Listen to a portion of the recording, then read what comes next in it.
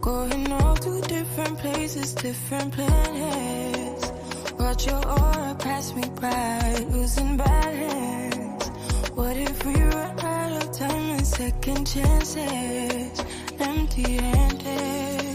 You like the fast life, you like to drive and get down and dirty, act like the bad guy. You want some love, you like when you feel like calling at midnight. You got the best of me, you got me losing sleep. I didn't hope for, baby, I was hoping maybe that you crossed my path. I've been sinking lately, and it's hard to move. Think I'm stuck on you. We're in trances, going off to different places, different planets. Watch your aura pass me by, losing balance. What if we run out of time and second chances? Empty-handed. I wonder, would you love me better if I go? I'm not home. I wonder, can we trust the stars above to let us know how to go? We only got this life, no guarantees and stars align. Follow your passion trail,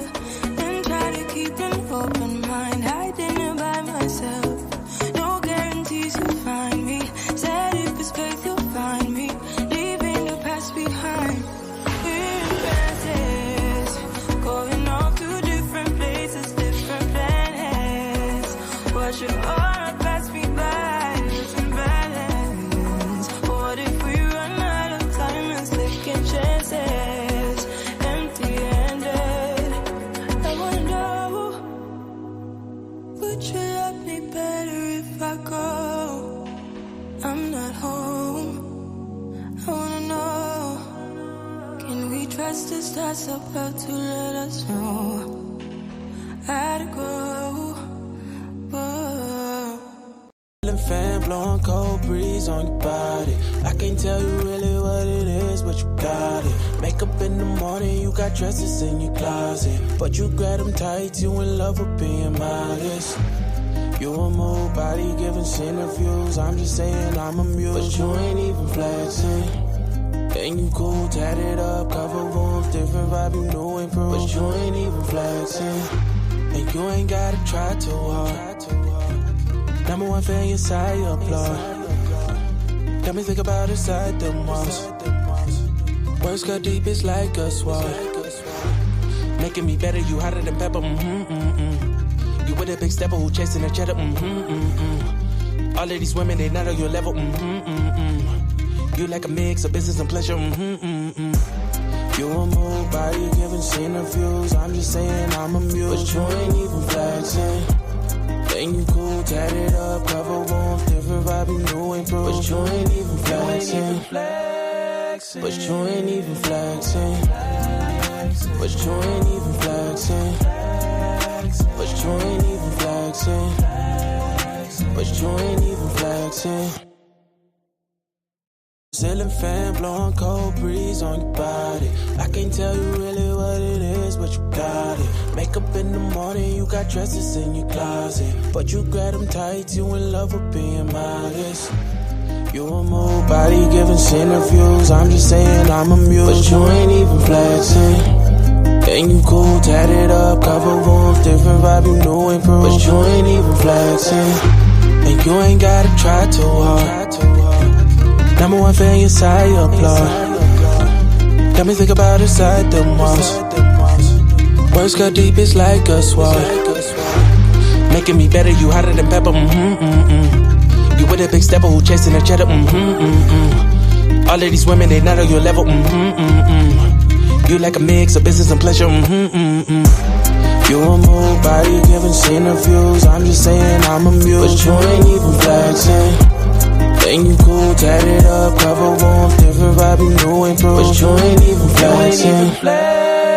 But you ain't even flexing. But you ain't even flexing. But you ain't even flexing. But you ain't even flexing.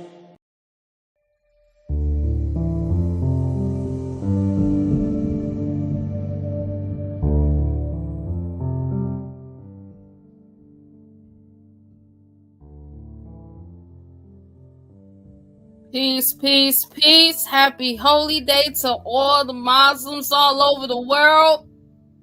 Ramadan Mubarak to all of those who are observing this holy month of Ramadan. Shout out to everyone who's coming in. If you haven't already, make sure you like, share, and subscribe. Make sure you hit that notification bell so that you'll always receive every notification when we go live or upload a video. Shout out to our brother Chairman, His Majesty the Magnificent Ill. Shout out to MF Bay. Shout out to my husband, brother Richard Neil Bay. So we're going to get this work, y'all. I'm going to build a little bit today about George Washington Carver, who was prophet of science, right? Because a lot of times Moors will say, you know, Prophet Noble Drew Ali was the only American prophet. Prophet Noble Drew Ali is the only American prophet, which is crazy. is mad crazy and disrespectful to our ancestors who were prophets of America. It literally cuts Prophet Noble Ali off of the prophethood. But we're going to get this work today. Islam, I'm going to put the link in the chat a little bit later on after I get through the build a little bit. Anybody that want to come on the panel. All praises due to Allah, honors to His only divine prophet, Prophet Noble Drew Ali. I give honors to everything that is Moorish. I give honors to all of the past, present, and future members and supporters of Moorish Science Temple of America. I give honors to each and every one of you who will watch this video. I give honors to all of those who will come on the panel and, build with us on today. I give honors to my ancestors. I give honors to my parents. And I give honors to my husband, Brother Richard Neal Bay. We're going to take a reading from out of the Moorish literature today. How's everybody doing today? Y'all put some sevens in the chat. If you're doing well. Islam.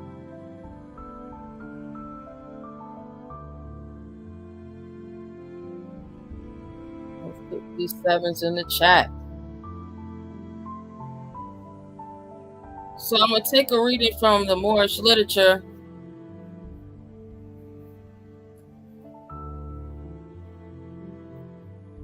Let's see here.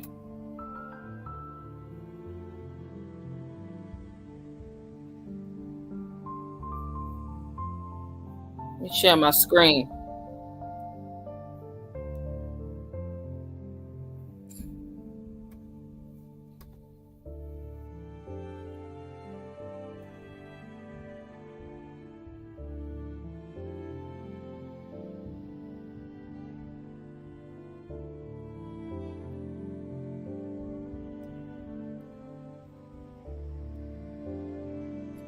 All right. This is number 10, the divine warning from the prophet for the nations. And I want to start right about around here. The prophet said, there's but one issue for them to be recognized by this government and of the earth, and it comes only through the connection of the Moorish divine national movement, which is incorporated in this government and recognized by all other nations of the world. And through it, they and their children can receive their divine rights unmolested by other citizens, that they cast a free national ballot at the polls under the free national constitution of the state government. See, what had happened was 1774, before the states were states, they were colonies. They all came up with their own rebuttal, their own declaration to they called the coercive and intolerable acts. Because George was pushing that work on him. He was pushing that work on her, and they was like, "Nah, we not paying for no taxes on that work. We not pushing that work, George. We tired of you. We not pushing that work. It costs too much."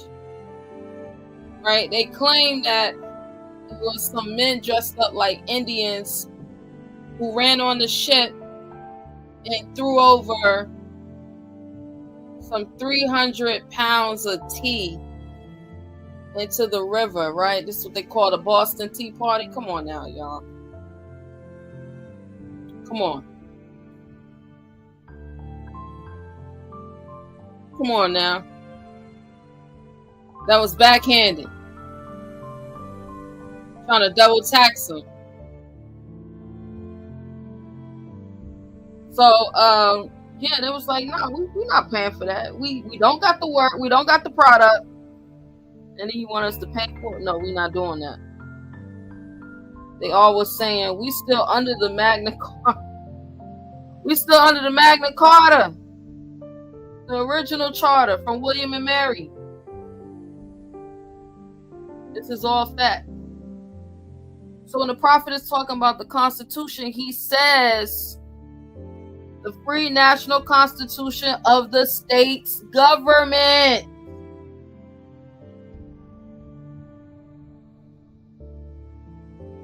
This is prior to the United States of America. Y'all wake up. This is when you had the Continental Congress.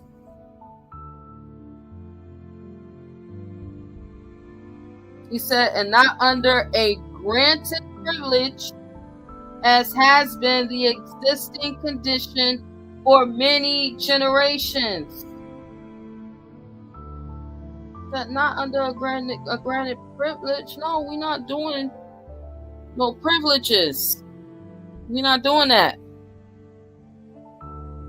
He said, you who doubt whether I, the prophet, and my principles are right for the redemption of my people, go to those that know law in the city hall and among the officials in your government, and ask them under intelligent tone, and they will be glad to render you a favorable reply.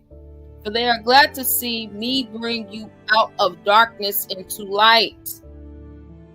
Money doesn't make the man. It's free national standards and power that makes a man in a nation. Islam.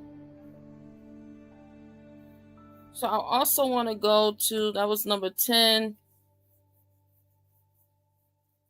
I want to jump down here.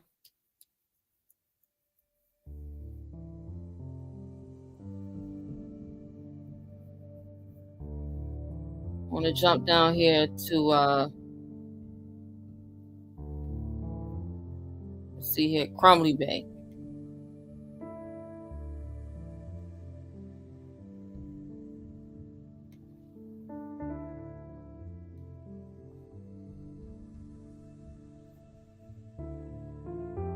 I think I passed it. Hold on.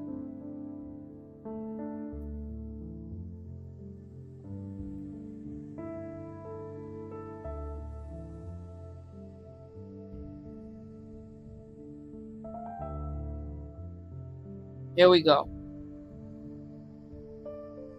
Number 45, March 11th, 1929. Brother Crumbly Bay, the governor and chief head of the temple in Pittsburgh, PA. Brother Childs Bay, governor and chief head of the temple in Cleveland, Ohio. These two brothers are empowered by the prophet to investigate business etc. of Temple number 4 in Detroit, Michigan, because Lomax Bay has violated all divine laws of the prophet, even before the prophet's face, February 15, 1929. Even in the face of the prophet.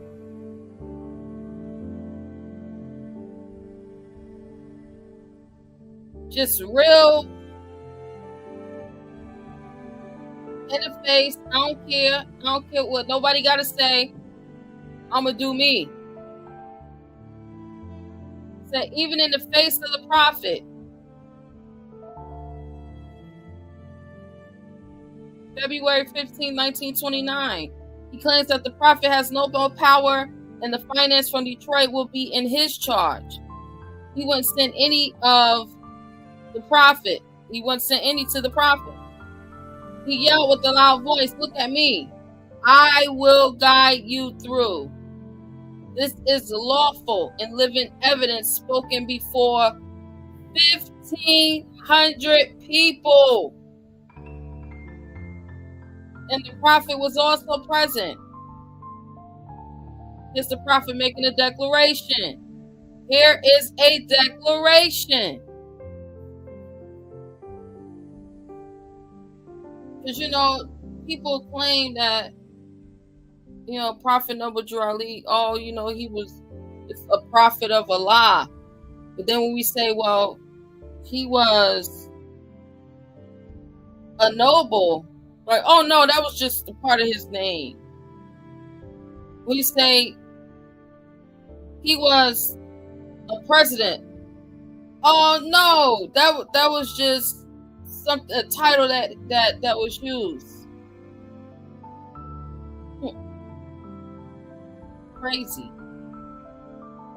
Moors have literally lost their mind.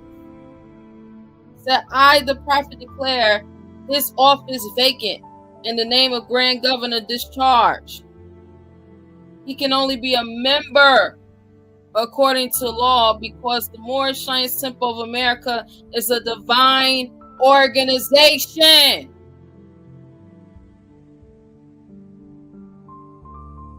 Then I just read where it said that the only way that we'll be recognized is through the Moorish Divine and National Movement, which is incorporated in this government in the world.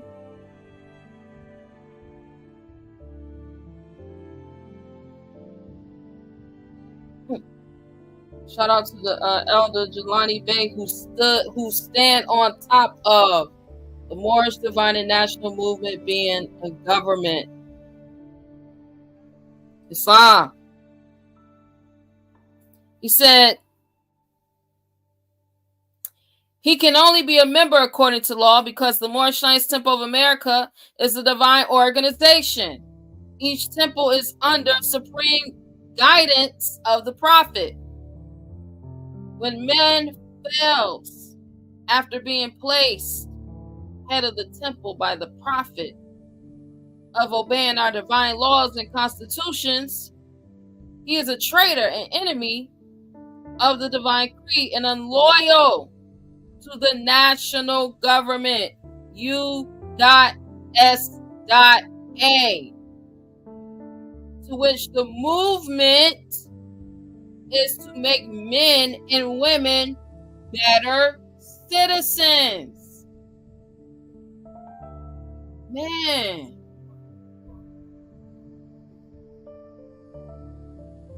You can't separate Moorish Science Temple of America from the movement. What's the movement? The Moorish Divine and National Movement. And you can't separate the Moorish Divine and National Movement from the U.S.A, the national government. Come on, y'all, wake up.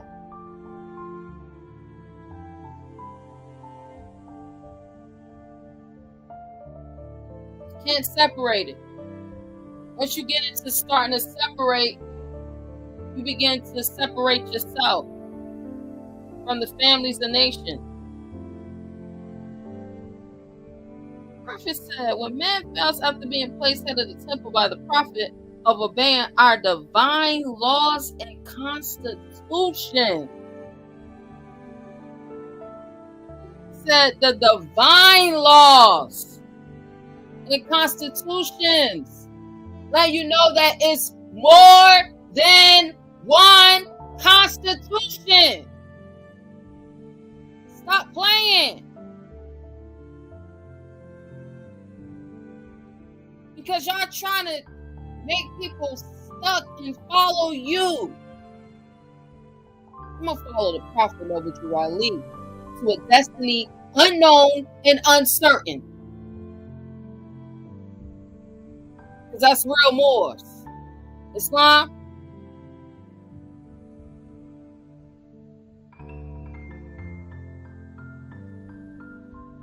And when we talking about the U.S.A.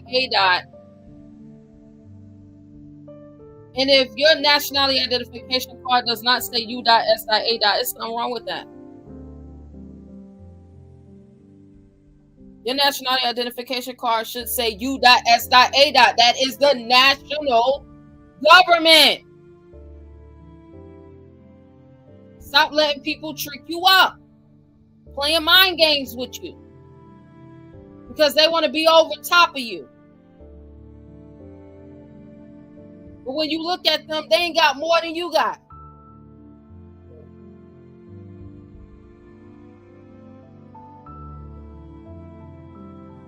But they want to be over top of you. And you sitting there allowing them because they say, well, you know, I'm the grand this and the grand that.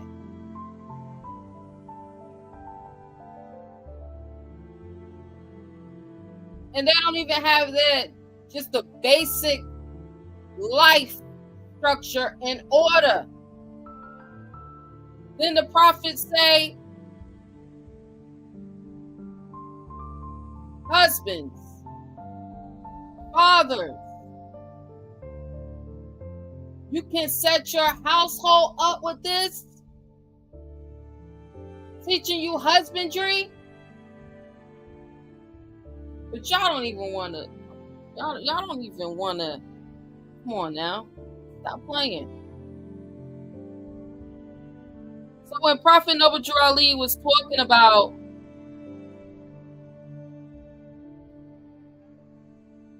the U.S.A, he was not talking about this. Because I be slick hearing Moors saying United States is the same thing as the United States of America. When you know it's not. Stop playing. It's not. You know you playing. These people are telling you that it's not the same. 28 U.S.C. subsection 3002-15 says United States means a federal corporation, an agency, department, commission, board, or other entity of the United States, an instrumentality of the United States. This is not the same thing as the United States of America. Stop playing. It ain't even got the same name.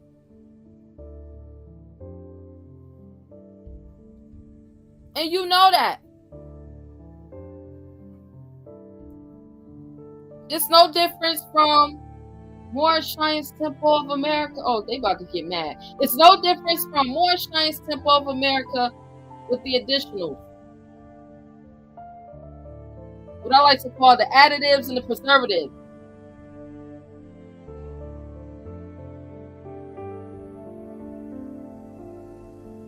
If you doing business in the name of the Moorish Temple of America, and this is for temples, if your temple is doing business in the name of the Moorish Temple of America and it's anything after the name of Moorish Temple of America, or before, you got all these additives and these preservatives in it, that's not Moorish Temple of America, established and founded by Prophet Noble Drew Ali.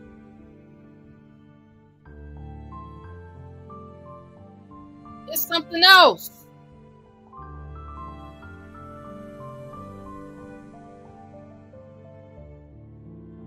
But let's get into it.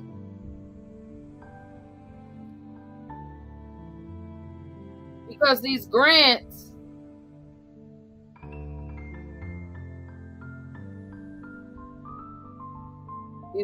and these privileges,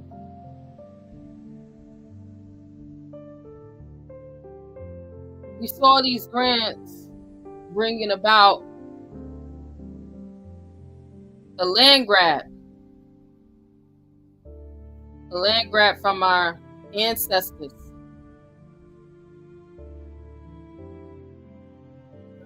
So one of the land grants that started off early on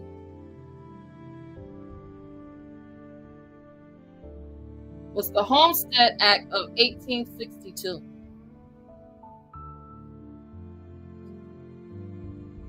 The Homestead Act of 1862.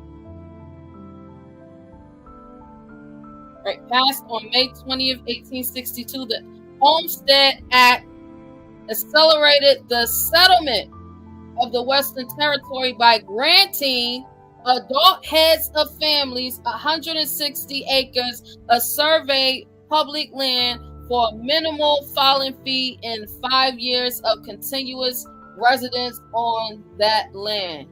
Stealing. Straight stealing.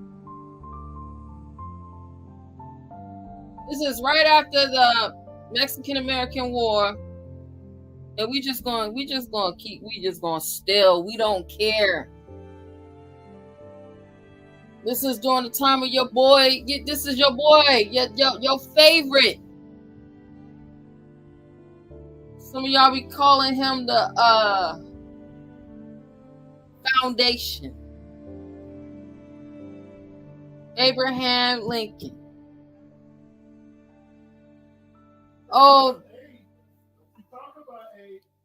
Oh, stab you in your back, Abe. Abe get on the penny and the $5 bill.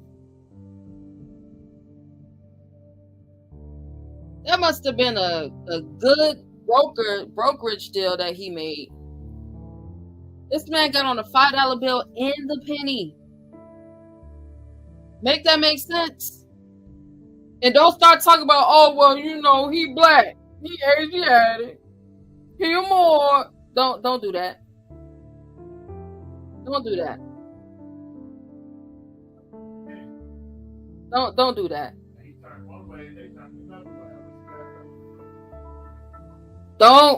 Don't you do that. Nah. He was out here land grabbing, stealing land. And then got the Russians to come in. And he sold them that wheat. That's why he on that wheat penny. But I ain't even gonna get into that right now today, because I don't got time to really get into the Abraham Lincoln schism. Because Moors love Abraham Lincoln. This man was dirty and grimy.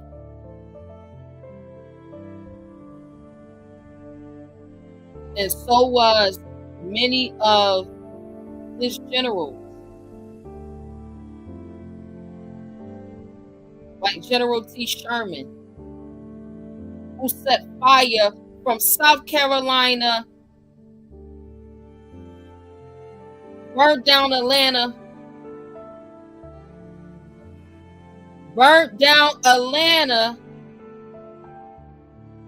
and then went and stole the Sea Islands from South Carolina to Florida. And got our people still talking about, we want our 40 acres in the mule. We want our 40 acres in the mule.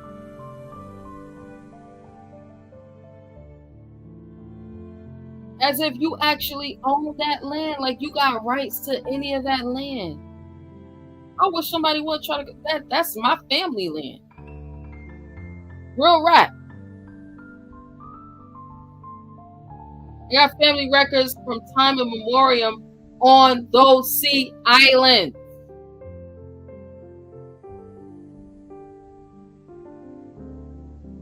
Where you had the mayor of Beaufort said that, man, that was the Yamasi. That they was there before, long before there was ever a Christopher or a Columbus, ever coming to America. That they were strong and fierce. That they were pleasant and peaceful.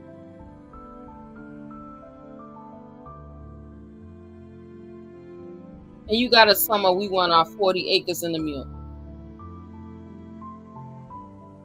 Not realizing that was stealing. Said the homestead enacted during the Civil War in 1862. And again, it was no Civil War, this was the Great Rebellion. provided that any adult citizen or intended citizen, how can you be an intended citizen and just steal people's land? Come on now. We're talking about property rights. The government can't just come and take your property because they want to without just compensation. That's how you know it was all stealing by force. That's the reason why the 14th and the 15th amendments was never ratified. And I already know when you look it up online, what's the 14th, 15th, 16th amendment ratified is going to say it. But y'all know all the state, you got to have a majority in order to ratify. They ain't going to talk about that part. Even so much the internet is biased.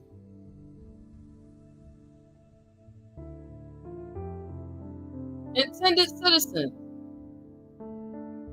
Don't that look familiar today? They got these intended citizens, aka illegal immigrants. Intended citizens who had never bore arms against the United States government to claim 160 acres of survey government land.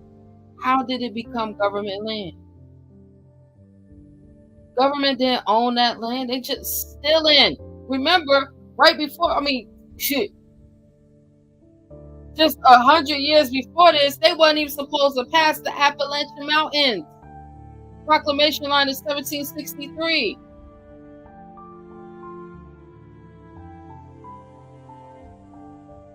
Let's get it, y'all. So that's one of the that's how they starting to gear up. We're just gonna go and we're gonna take the land. Okay, nobody said. So you got 1862, the Homestead Act, a grant. Then right behind it, because that was May, in July 1862, you got the Morrill Act. Morrill Act passed on July 2nd, 1862. This act made it possible for states to establish public colleges funded by the development or sale of associated federal land grants. And the prophet said, we don't want no granted privileges. We don't want no of those grants of land. It's ours. We home. I want you more to understand you cannot be a descendant of any tribes in Africa and be an American at the same time. It don't work like that. Sorry, but not sorry. So all you African Moors, exit the stage left. You Pan-African Moors, y'all. You Pan-African Moors that don't know nothing about American history, that try to attribute everything great that began and started in America to some place far away that you know nothing of, other than what the Ford Foundation, the Peabody Institute created for you to know through their education system program.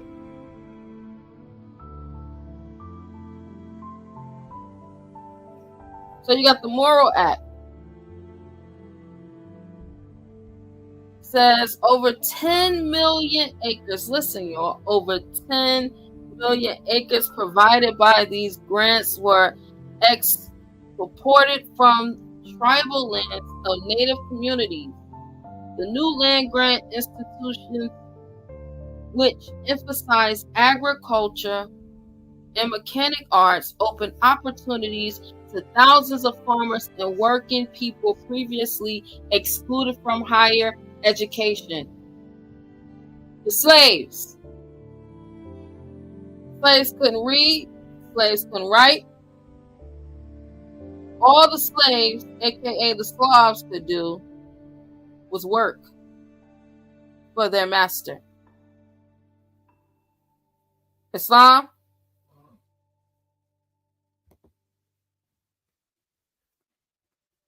it's the moral act.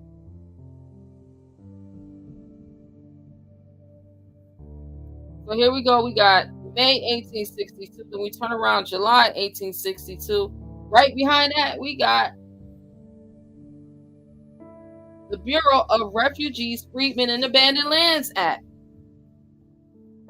March 8th, 1865.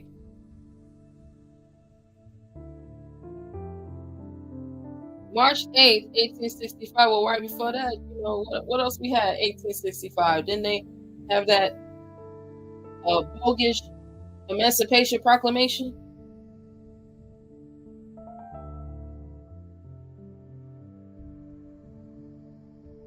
Said an act to establish the Bureau for the Relief of Freedmen and Refugees, be it enacted by the Senate and House of Representatives of the United States of America and Congress assembled, that there is hereby established in the War Department to continue during the present war of rebellion, and for 1 year thereafter a Bureau of Refugees, Freedmen, and Abandoned Lands. They stealing more land, back to back to back to back. Just stealing land. Here we go. Oh, you know, we was freedmen. We love the Freedmen's Bureau. The Freedmen's Bureau did this kind of. Freedmen's Bureau didn't do nothing but steal land from us. Stole our lands and then issue land. Oh, that's the crazy thing about it. Stole our land and then told you to register your land, and then issued you a portion of Gangster. Gangster. Gangster. Make this make sense, y'all.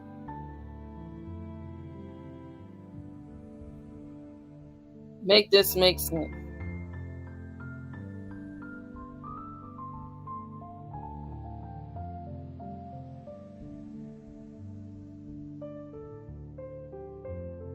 So here we go.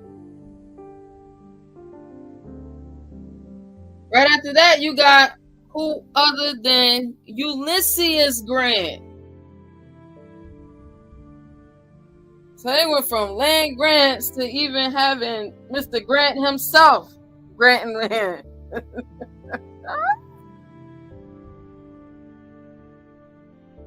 So he went and established on March 1st, 1872. This is what, 10 years after.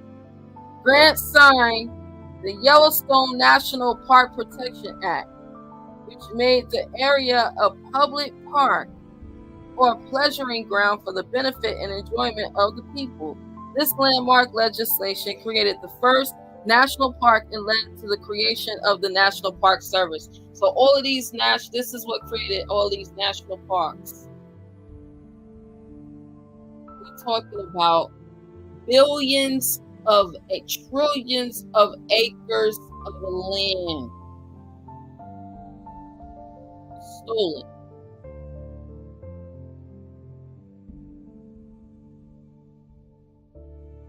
And our ancestors just fighting to keep it.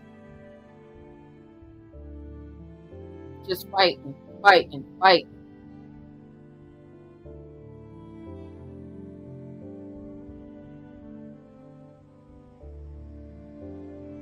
Just fighting.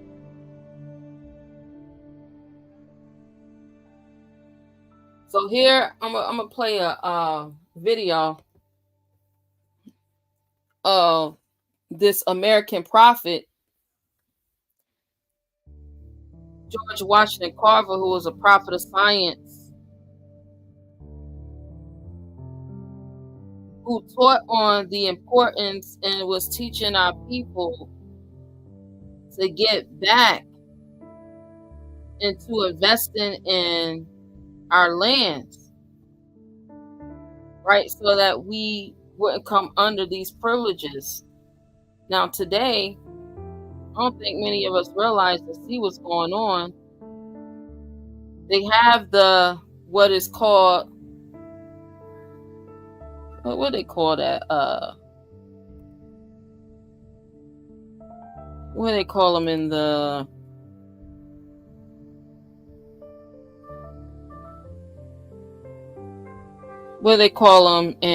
the Homestead Act? They called them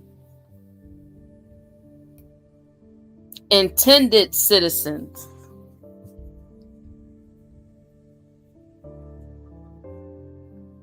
These are the intended citizens.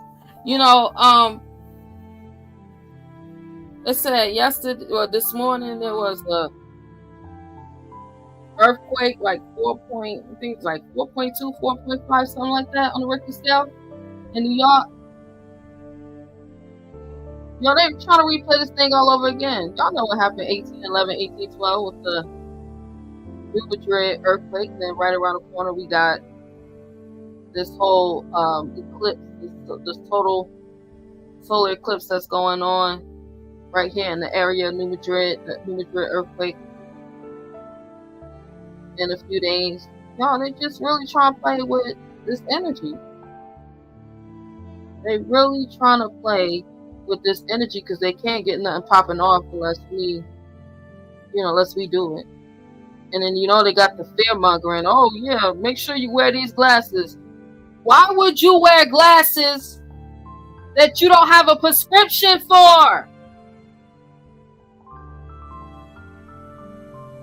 Y'all remember when we would play and put somebody's glasses on? What our mothers would tell us? You're going to be blind. Take those glasses off. Don't play with that. Take those off.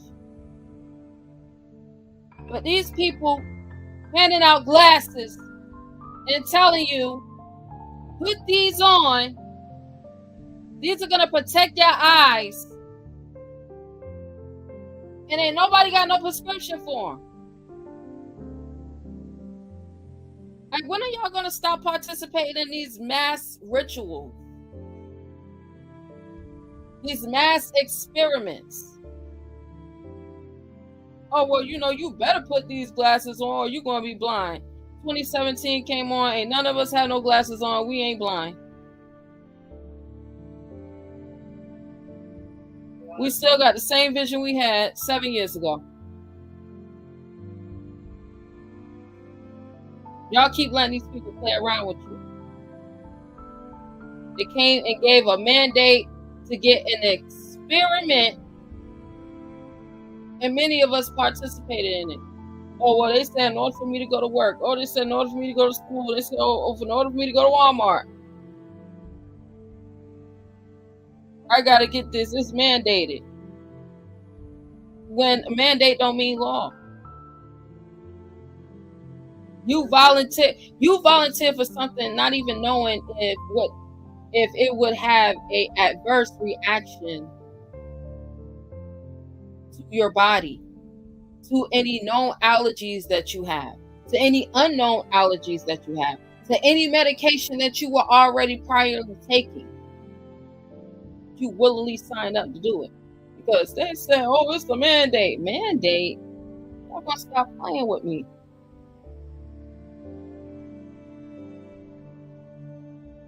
Even in prison. I'm going to tell you. Even in prison, you got to choose if you wanted to take it or not.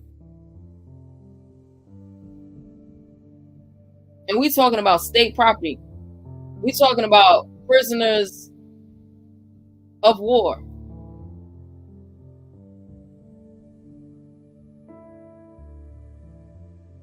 You got to choose if you want to take it or not.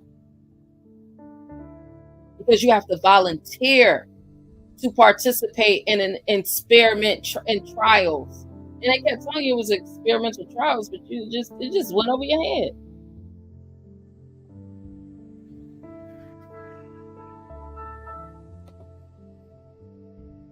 So here, George Washington Carver, American prophet of science, was showing us and teaching us how to get back to developing the land.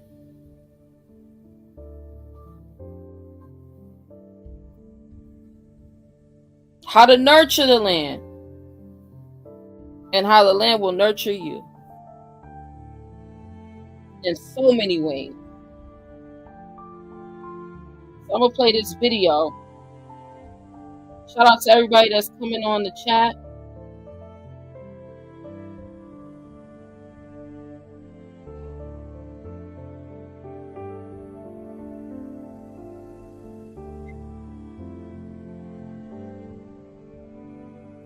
I'm gonna play this video for y'all. Let me know if y'all can hear the sound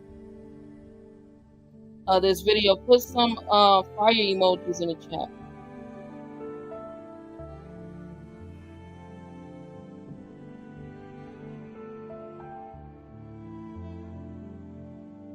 Carver had never been in the Deep South. Almost everything about Alabama's system of agriculture, with its heavy reliance on cotton and its system of tenant farming called sharecropping, appalled him. When he first came on the train here to Tuskegee, he talked about seeing all the poor sharecroppers' homes and thinking, wow, they could do better. And he knew that he could help them do better. And he spent pretty much that whole career here doing work that was going to influence and help those local farmers improve the quality of their lives. In addition to being administrator of the agriculture department and 2 experimental farms, Washington expected Carver to teach a full load of classes, serve on the Institute's executive committee, oversee the beautification of the campus, serve temporarily as its veterinarian, and establish an outreach program for poor Black farmers in the surrounding area. Washington had one vision for Carver, and Carver had another vision for himself. It was tumultuous at times, but I think, and I know, that they both had a mutual respect for each other. Carver began his teaching in an old shack with no facilities. In order to establish some sort of laboratory, he had to root through junk heaps to find usable bottles and other items. Why in the heck did he come to Tuskegee? Where he came, where people were jealous of him. Clearly the resources he obtained were less, came to a hostile environment, both politically, socially. Despite all that, why did he come? He said he came where people were jealous of him. Isn't that reminiscent of what Prophet Noble Drew Ali said about many of the Asiatics being jealous of his fame and nobility? And still, he went to a place where people were jealous of him to give them an opportunity to teach them how to get back to the land so that they wouldn't be second-class citizens. Because at this time, we're talking about the era of sharecropping. So he was really showing them how to get that work. 105 ways. We're going to get into it. You know, and you look and read the history, and it comes down to serve my people. That is the most fundamental piece that I want to share from my vantage point of 40 years in here, because taking on that task, that's the most daunting task. Just a few years out from slavery, and a decade or so out from slavery, and right into the heart of the beast. Now, the only way you could do this is you have to be a warrior, you have to have courage, you have to be dauntless, you have to be so mission-oriented. He had to suffer the indignities that a Black person had to suffer during that time, yet he continued on his journey. That's the real power, that's the real spirit within.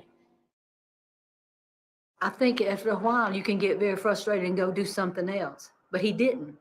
And that's, I think, his own core of what he never wavered from what his own commitment was in the very beginning.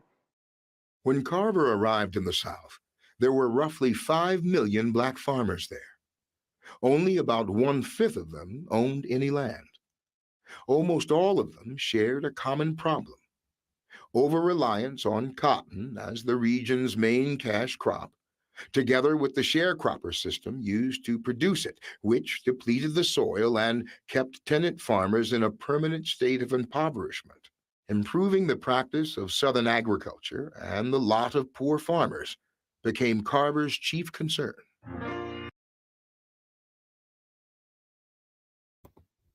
His concern was them not being slaves. It said less than 1 out of 5 of the farmers actually own their own farms, meaning they own their own land. You are a slave if you do not own land. It is imperative to own land. I don't care if it's a parcel. We got to get back to owning land. It is the only thing that ties you to the land as a true American citizen. It's the land. It has always been about the land. Why do you think all of these illegal immigrants is here right now and they're using adverse possession to steal the land?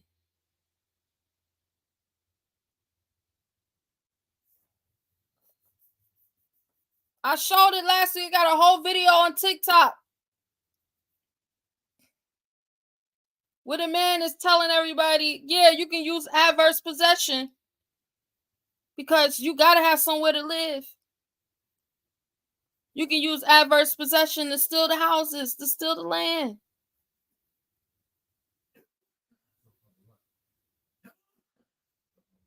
It's crazy. Here it is all the way back then.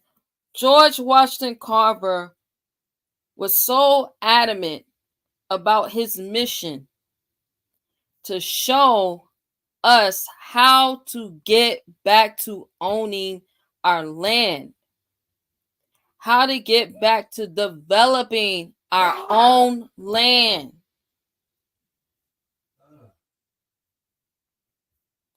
Back then,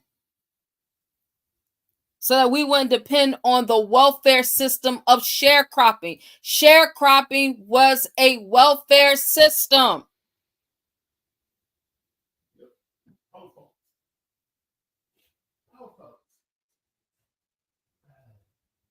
And George Washington Carver was like, if you think your conditions can be better, come join this program. I got a program that's going to teach you not only how to develop your land, but I'm going to show you 105 ways on how to get this bread off of this one cash crop.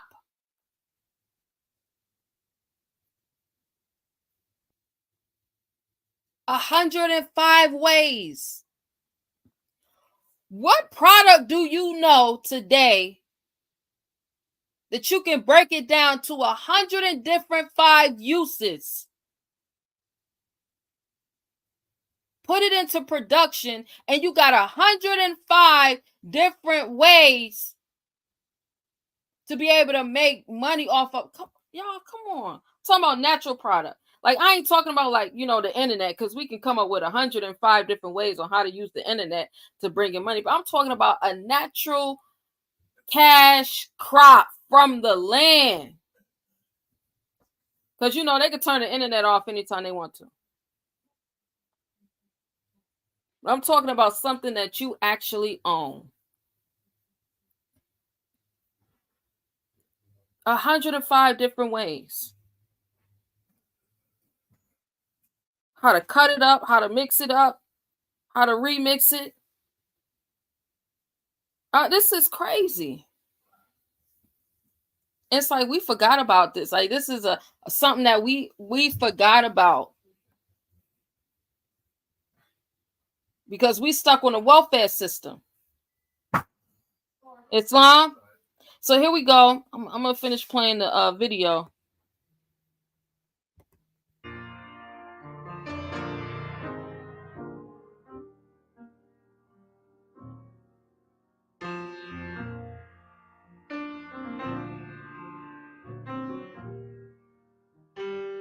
I think that Carver quickly recognized whatever preconceptions he had about the South when he went down there, he quickly recognized the enormity of the challenges he faced.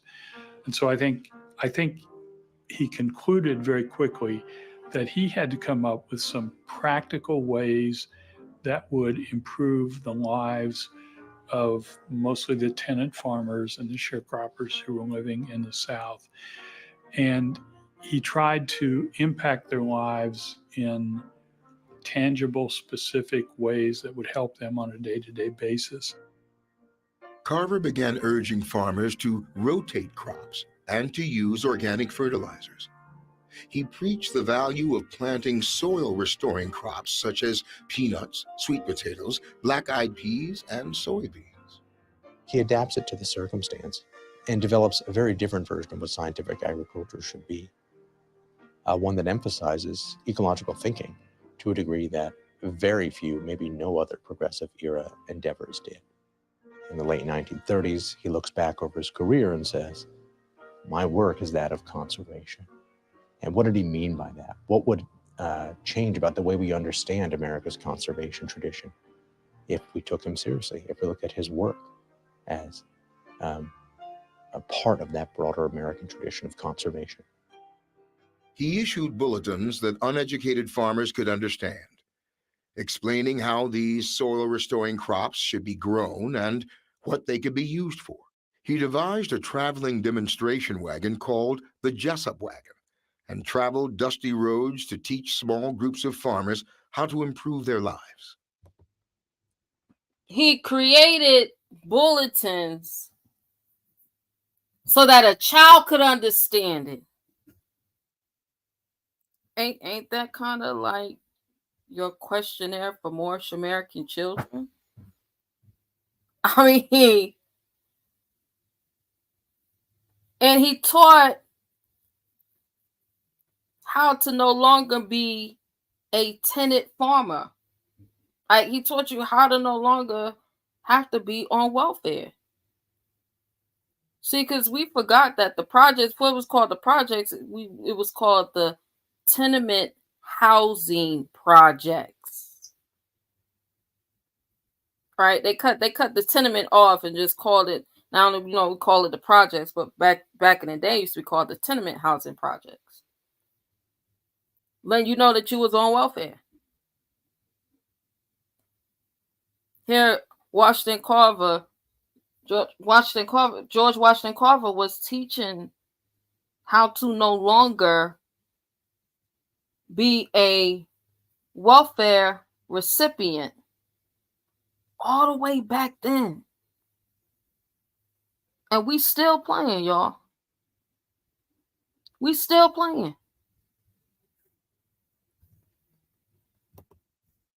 Start where you are with what you have, he would say. Make something of it. Never be satisfied. He demonstrated in a prophetic manner two major current problems: the need for sustainability and conservation.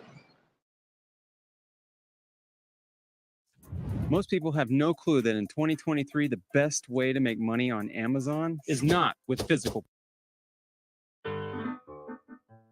Everywhere Carver went, he had this innate ability to connect with people of all creeds, cultures, and colors. He had an effect on those he met as they had an effect on him.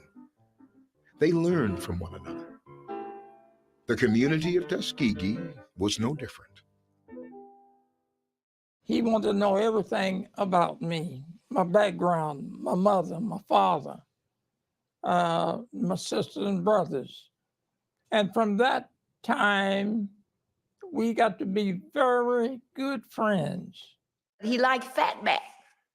And my daddy that was his specialty. And his friend, Mr. Parker, Felton Parker, was a baker, but he also was a barber. And he used to cut Carver's hair.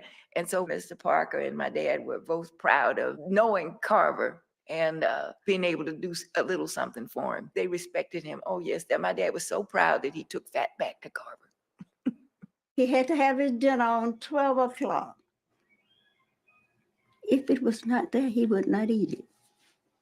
But one day, a mother came in pre-eclampsia. She was pregnant. Well, he didn't get his dinner at 12 noon that day. Got it at 1 o'clock. I told him while I was late. I said, a mother came in pre-eclampsia. She was in a coma. And Dr. Mitchell called us to the operating room, and that's why your dinner is late. Well, I would not be in the world if it had not been for a female, my mother.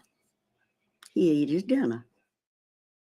She always said that Dr. Carver was such a gentle person, so kind, so caring. And I said, well, Mommy, how do you figure that? He said, well, he would stop, he would talk, he would take time. Thousands of letters from the famous and unknown flooded Carver's modest office at the Tuskegee Institute.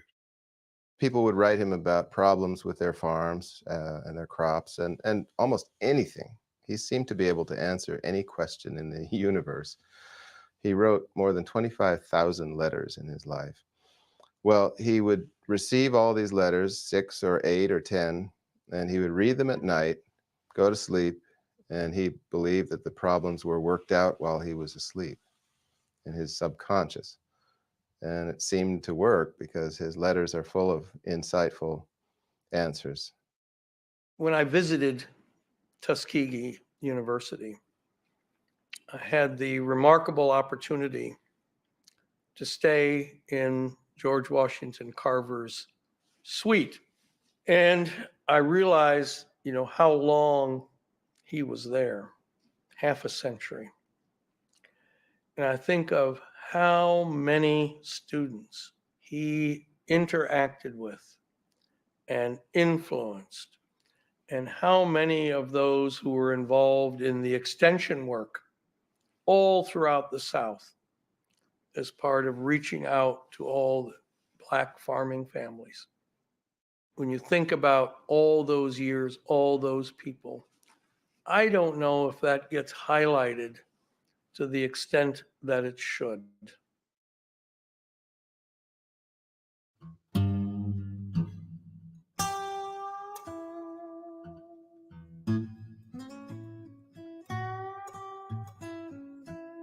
Most agree that Carver was a gifted teacher, whether in the classroom or in the field, who instilled a sense of wonder and curiosity in his students. I interviewed a number of his former students. Admittedly, they were quite elderly, but they had a great admiration for him as a teacher. I don't think he was a conventional teacher who stood before class and lectured. One former student of his described him to me as being like Socrates. He said he would never tell you anything. He would force you to work for answers yourself. And I think that's why students found him so challenging and interesting. And there's abundant evidence that he spent enormous amount of time with students, and that even after students left, he maintained correspondence with them. And a lot of these letters, and I've read many of them, are addressed to him as Dear Daddy, Dear Father, Dear Dad. And he would often sign these letters as your father. He never married and never had children. I think his students were his surrogate children in that regard. Just a simple individual, wasn't hard to talk to, just as kind and nice. You would think, he would, being a genius, you would think he would kind of be a little standoff, a little selfish, not kind and not polite. He just act like a real human being. You must get an education and you must do this, and you must do that. And he really affected my life greatly. At administration and faculty politics, Carver was less adept. Booker T. Washington, perhaps the nation's most influential black man in the early years of the 20th century, was increasingly away from the campus. Carver found himself embroiled in bitter rivalries that eventually would cost him the chairmanship of the Agriculture Department. Carver expected total deference. He didn't expect anybody to question his decisions or his actions.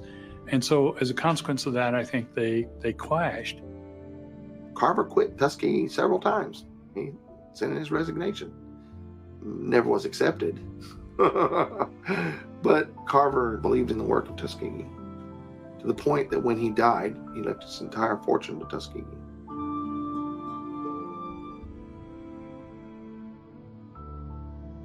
So here it is. They said that he would read his letters at night and he would say whatever ailments that you had, that you would be healed in the morning. Like he was demonstrating a form of Reiki healing energy. Because this is what we've always done. We've always tapped into our natural ability to be able to heal ourselves. And see, he was deeply connected to the land because he worked on the land every day. He understood how, even at a microbiological level, he understood how the land worked. And so he was able to tap into a very deep spiritual energy that many of us and we just ain't connected no more. Because we're not connected to any land. Like most of us really believe that we from somewhere across the world. That's how much we're not connected to the land. This is the reason why we don't have any respect for our neighborhoods. We don't care what goes on in our city politics. We could care less about the legislation that's being passed in our states. We don't have our own townships, nothing. It's like, well, they burned down Tulsa, so, they burned down Wilmington, they burned down all of our so-called, black cities, so we just going to give up. But here it is. It said George Washington Carver called everyone his children. Like we are the children provided for by his care. Like we are the children of one father provided for by his care.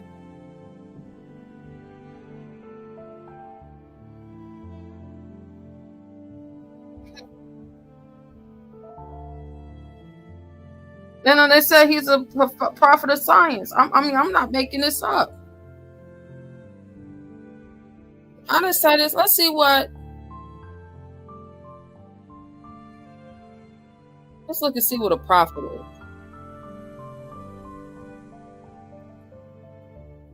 Prophet, pertaining to, related to a prophet or prophecy. And directly from late Latin, propheticus, pertaining to a prophet, oracular, right? Prophet. It's an adjective. Go to a noun. Person who speaks for God, one who foretells, inspired preacher. It says, and directly from Latin, propheta, an interpreter, spokesman, proclaimer, a harbinger, but especially one who speaks for God, inspired preacher or teacher. Wasn't he an inspired teacher? Teaching you how to be yourselves, teaching you how to get back to owning your land.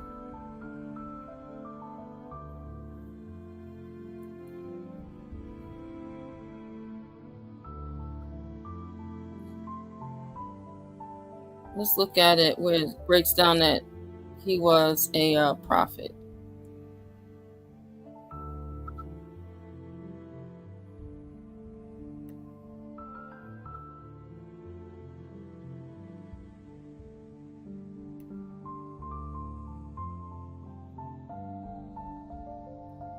This is from the book titled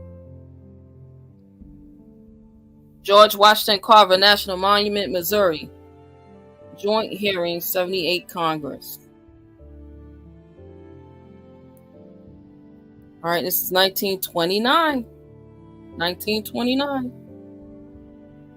1929.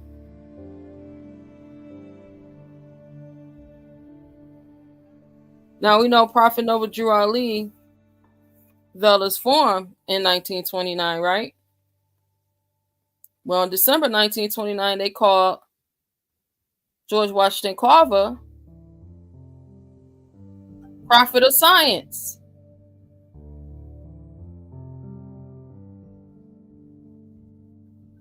Let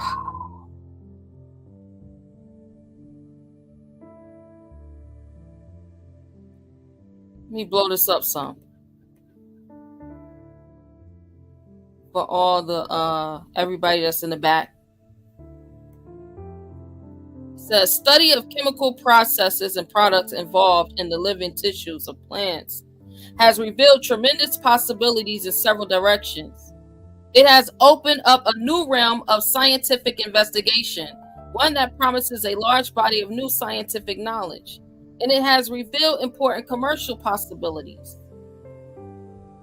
In the connection, Alabama can boast that it has a man who has probably done more in this field of research and who probably knows more about the chemical possibilities of plants than any other scientist in the world.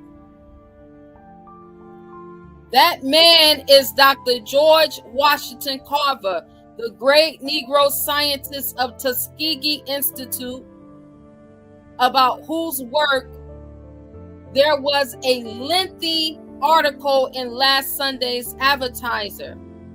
Dr. Carver as a pioneer in the field of which Dr. Wood speaks. The importance of this new field of scientific research can hardly be overestimated. As Dr. Wood says, it has possibilities of creative control only dimly realized. The same view is by Dr. Carver, speaking of his own pioneering work in this field. Dr. Carver says that he is only a trailblazer and that the surface has just been scratched.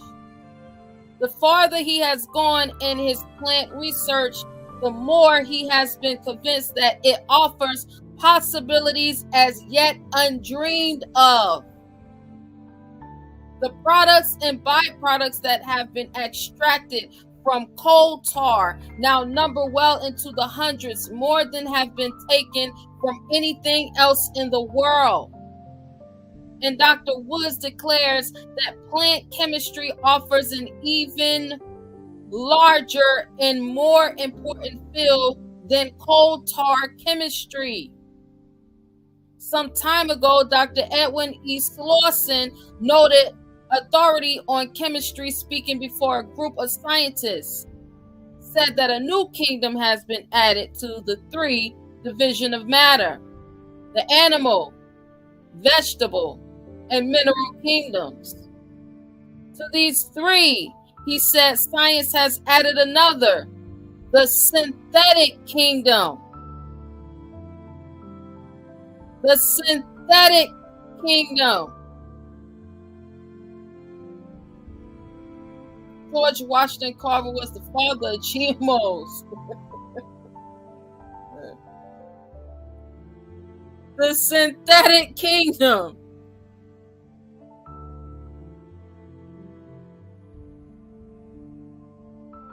Says this fourth kingdom will grow still larger and more important as science proceeds with its study of possibilities of plant chemistry. Hundreds, possibly thousands of new products will be added to the synthetic kingdom as a result of plant chemistry. Meanwhile, Dr. George W. Carver of Alabama stands forth as a prophet of science. I didn't say it, they did. And this is back in 1929.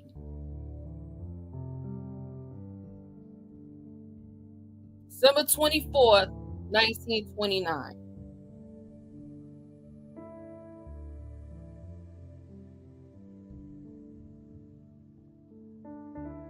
He was teaching us how to come back into enfranchisement.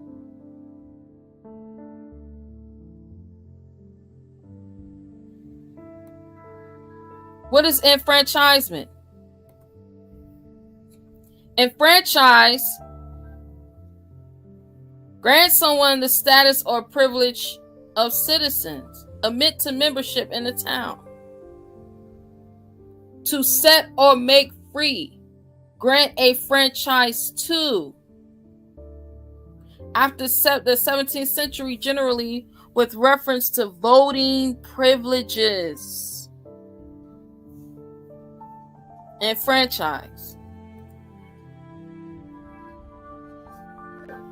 Enfranchisement. The right to buy the freehold. The right to buy the freehold.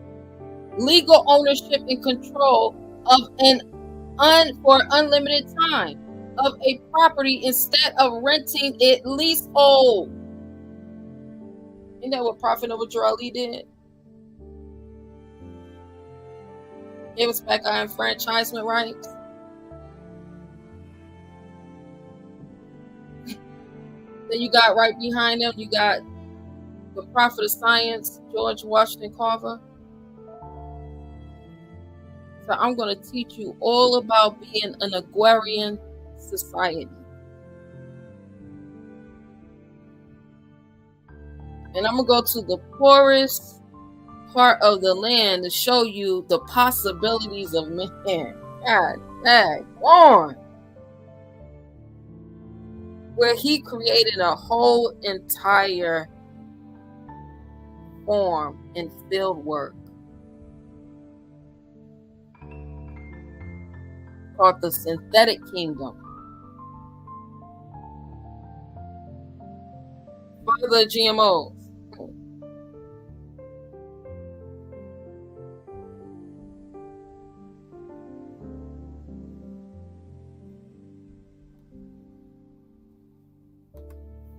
Economic enfranchisement. Economic enfranchisement is the extent to which a person has influence on their economic well-being. This concept is similar to LOC, but distinct in some important ways. First, LOC focuses on preserved responsibility or lack thereof for life events. It does not take into account the individual's skills, knowledge, or agency to change their economic well-being. LOC assesses whether an individual believes their behavior is linked to its consequences. Economic enfranchises, on the other hand, takes into account both internal conceptual, and external objective constraints and focuses on the degree of personal influence on the personal economic outcomes. Meaning, no matter if you was brought up in foster care, no matter if your parents were strung out on drugs, no matter if you was great growing up, no matter if you lived in a home of abuse, no matter if you was in the behavioral classes, no matter if you was on mind-altering drugs like Ritalin,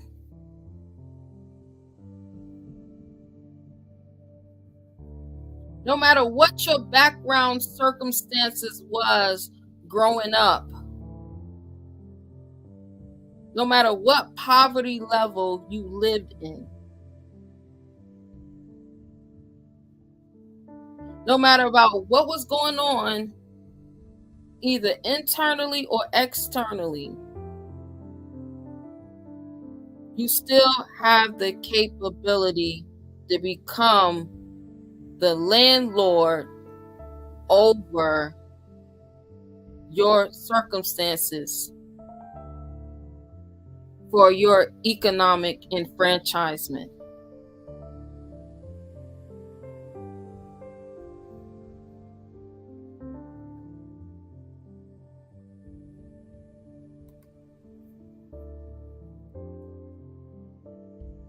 Says George Washington Carver's many uses of peanuts.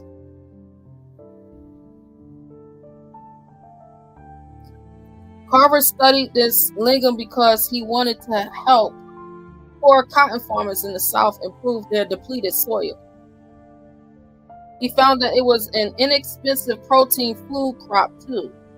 Dry roasted peanuts are an excellent source of magnesium, niacin, and potassium.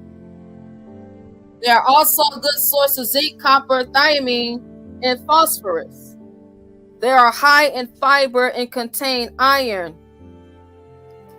pantothenic acid, and vitamin B6. Peanuts are also high in fat, mostly unsaturated fat, which is a healthier choice than the saturated fat found in meat. University of Missouri.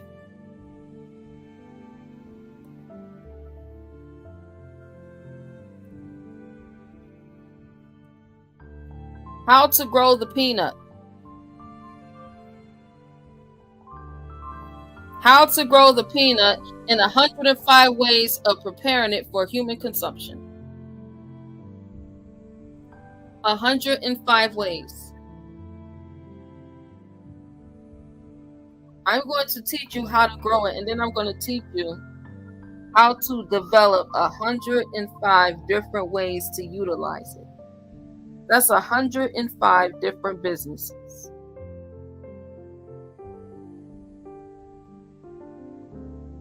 In one household. 105 different businesses in one household with one product. Stop playing, y'all.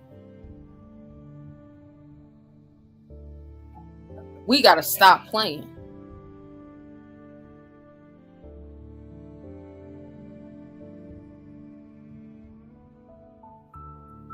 We got to stop playing.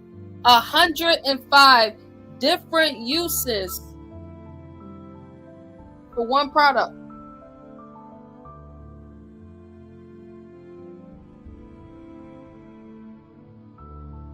Oh, they laying us off.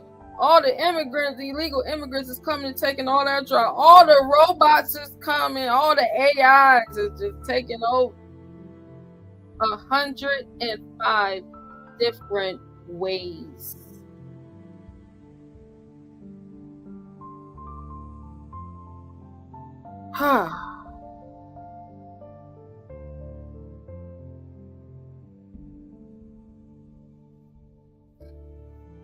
105 different ways. What are we doing?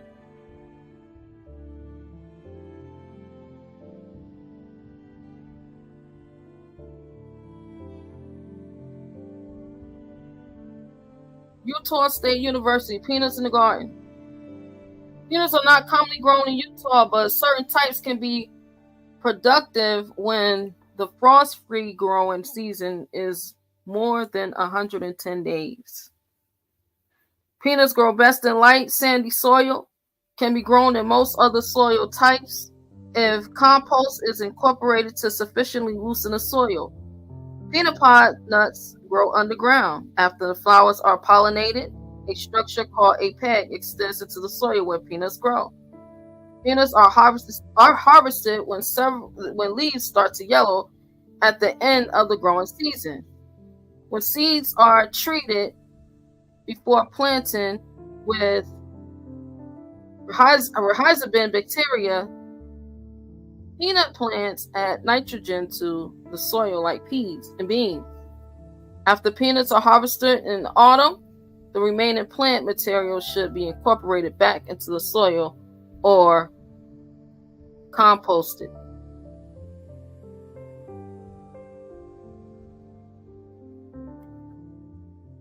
It's the American Indian Encyclopedia, peanuts.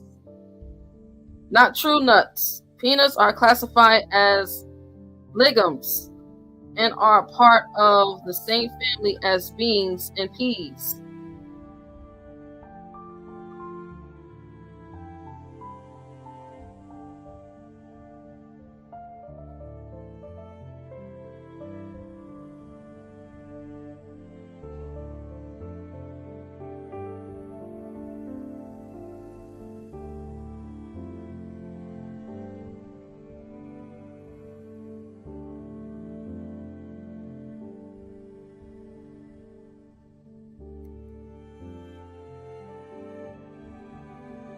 When the blossoms drop from low-growing peanut bushes, stems that will eventually bear pod drop to the ground. Penetrating the soil, these stems or pegs remain there until pods for a ripened. Botanists believe that peanuts originated in the South American semi-arid region in what is now Brazil. No wild peanut varieties have been found in any place outside of South America. The ancestors of the Arawak people cultivated peanut plants on Caribbean islands as early as 5,000 years ago. Indigenous peoples in South America grew peanuts as well. Pre-Inca people living in the Andean region of what is now Peru are believed to have obtained the plant from what is now Brazil, and were growing them as early as 3900 to 2500 BC. Archaeologists have uncovered plazas covered with peanut shells. Peanuts are depicted on the ancient Peruvian pottery dating back 3,500 years. Some of these pots are shaped like peanuts. Along the semi-arid western coast of Peru, jars of peanuts have been found buried with pre-Inca mummies. Buried with pre-Inca mummies. Spanish explorers observed peanuts being cultivated by American Indians as far north as what is now Mexico.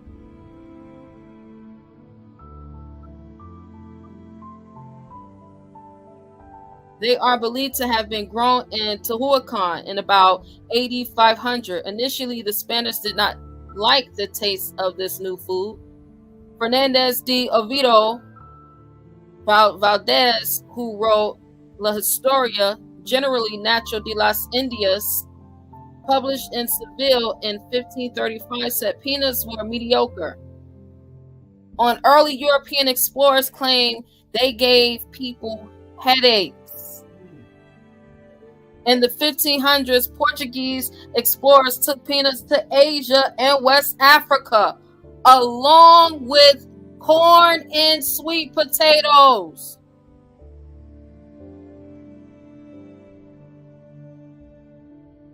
Along with corn and sweet potatoes. To all of my Pan-Africanists who love their mother Africa.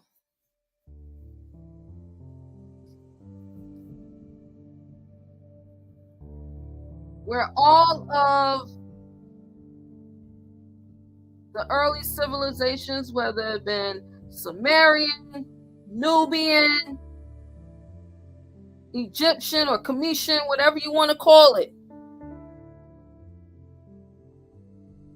all of the early civilizations had corn. Where they get it from? Over here. Got it from here.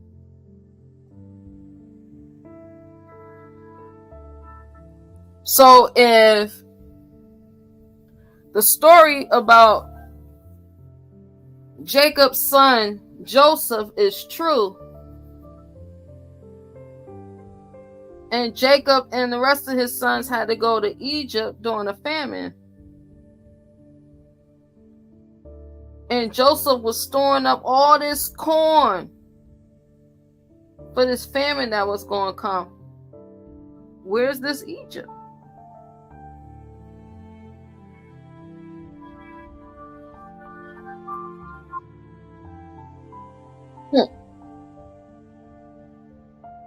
Where's this Egypt? Aztec food and agriculture. The Aztec civilization, which flourished in central Mexico between 1345 and 1521 century CE, was able to provide an astonishingly wide range of agricultural produce thanks to a combination of climate advantages, diverse artificial irrigation methods, and extensive farming know-how. Their skills at agriculture gave the Aztecs one of the most varied cuisines in the ancient world. I want to get down here to the peanuts.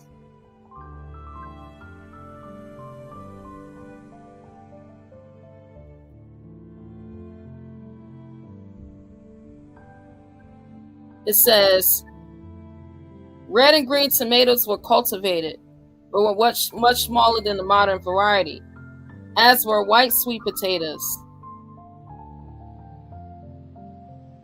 Jicama, a type of turnip, chayote, vegetable pear, and noble cactus, and peanuts. The Aztecs also grew many types of fruit, including guavas, papayas, custard apples, mamey, zapotes, and I think that's chirimoyas. Snacks included popcorn and sweet baked leaves of the maguey agave.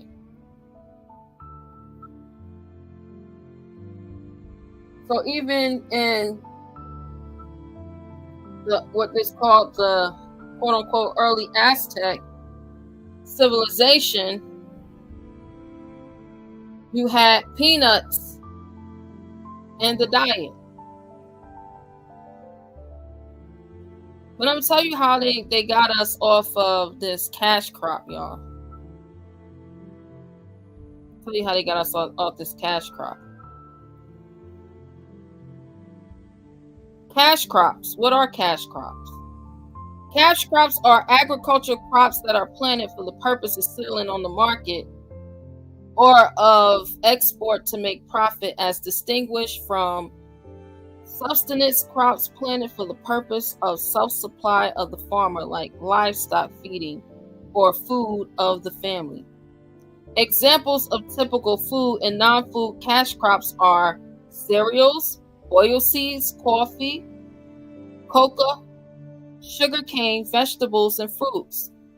Examples: avocado and oranges, peanuts, cotton and tobacco. Especially in developing countries, cash crops are grown on a large scale and sometimes complete with land use and resource requirements of the local community, as major cash crops are influenced by global market prices. Farmers' revenues are depending on them.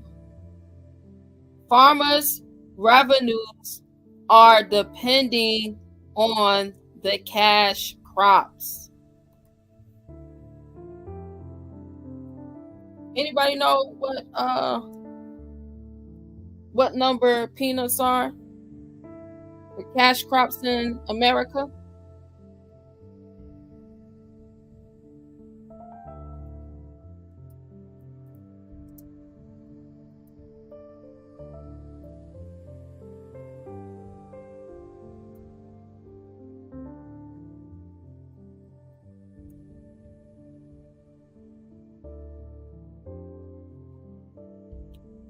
Anyone?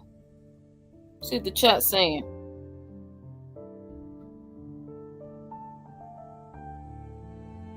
Let me show you. Before I show you the number of where peanuts are, I'm going to show you how they got us off of peanuts.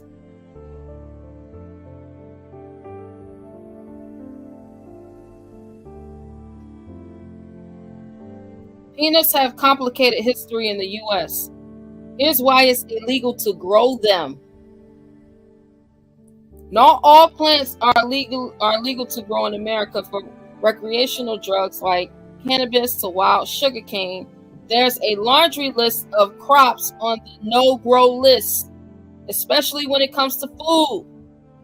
There are a number of laws on the books that keep the industry regulated, that keep us away from the industry. I mean, we talking about each household with 105 different ways to get it in? Really? Yeah. Oh, man. And that was back then. It's thousands. Millions today of synthetic materials created out of peanut.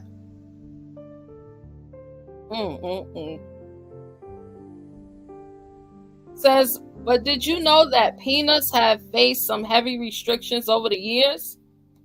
Of course, since peanuts are a food, it makes sense that there are some laws around them. There was even a point when the U.S. government prevented people from growing them altogether. Is growing peanuts still illegal? And if so, why? Here's what you need to know.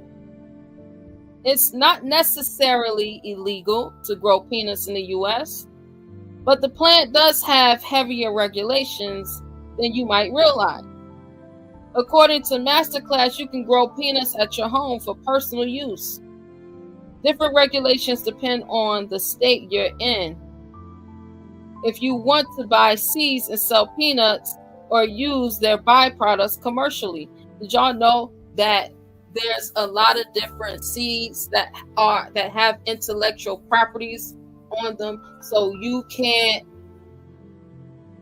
grow and sell commercially? You can't grow and sell commercially because they have intellectual properties on certain peanut seeds. But what happens if you can actually show and prove that you were descended from these ones that was put before there was a colonizer that came over here? Right? What if you can show and prove that you already own the land that many of these land grants was granted prior to 1862, 1865, 1872?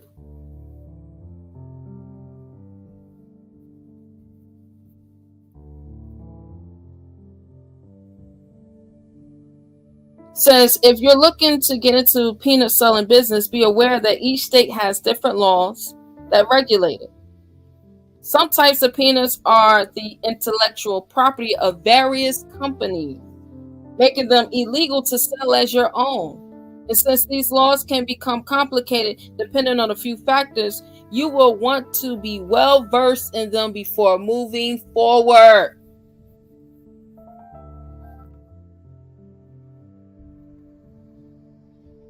Well, let's look at North Carolina and their peanut industry. More than PB and hay. The value of peanuts in North Carolina. Shoppers have rediscovered the trusty peanut. Once considered a nostalgic ballpark snack, peanuts are becoming fashionable as an affordable plant-based protein that is surprisingly healthful, delightfully shelf-stable, and locally grown.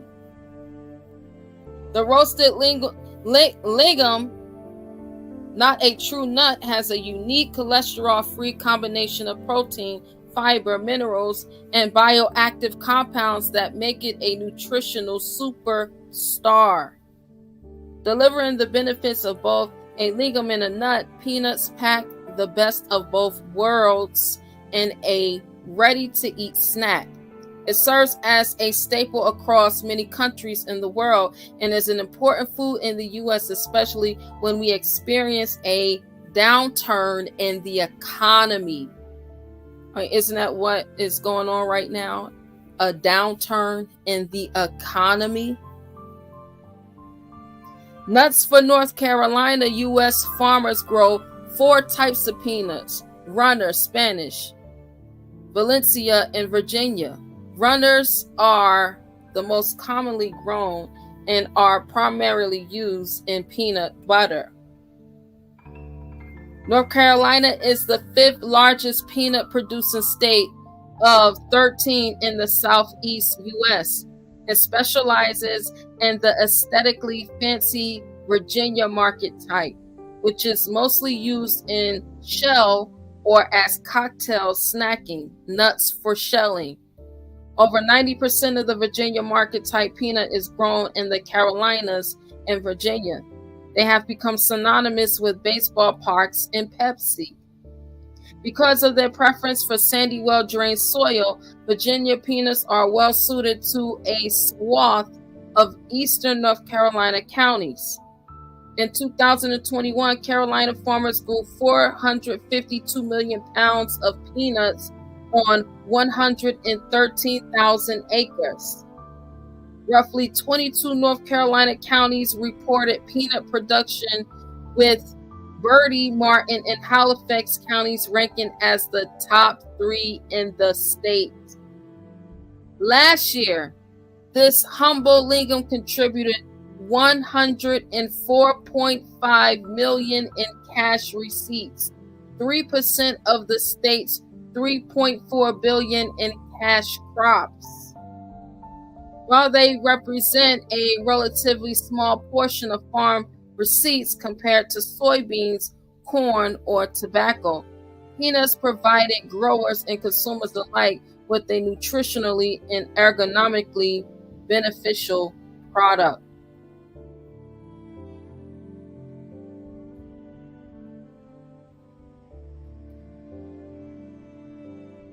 Let's look at the church.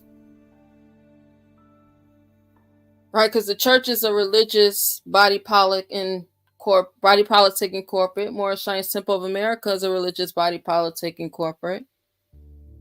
Let me show you how the church is doing it. Praise be to church peanuts.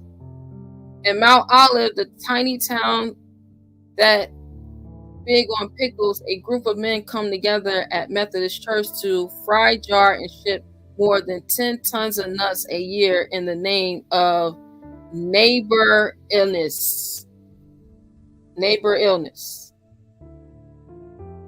Glory be to peanuts. Not just any peanuts, church peanuts. Pulled from the sandy soil of North Carolina fields, blistered in the fires of oil, baptized in the heavenly shower of salt, and sanctified by the goodness they put forth into the world. These aren't your average goobers. The jars with the simple white and blue labels that read peanuts prepared by First United Methodist Church Peanut Crew.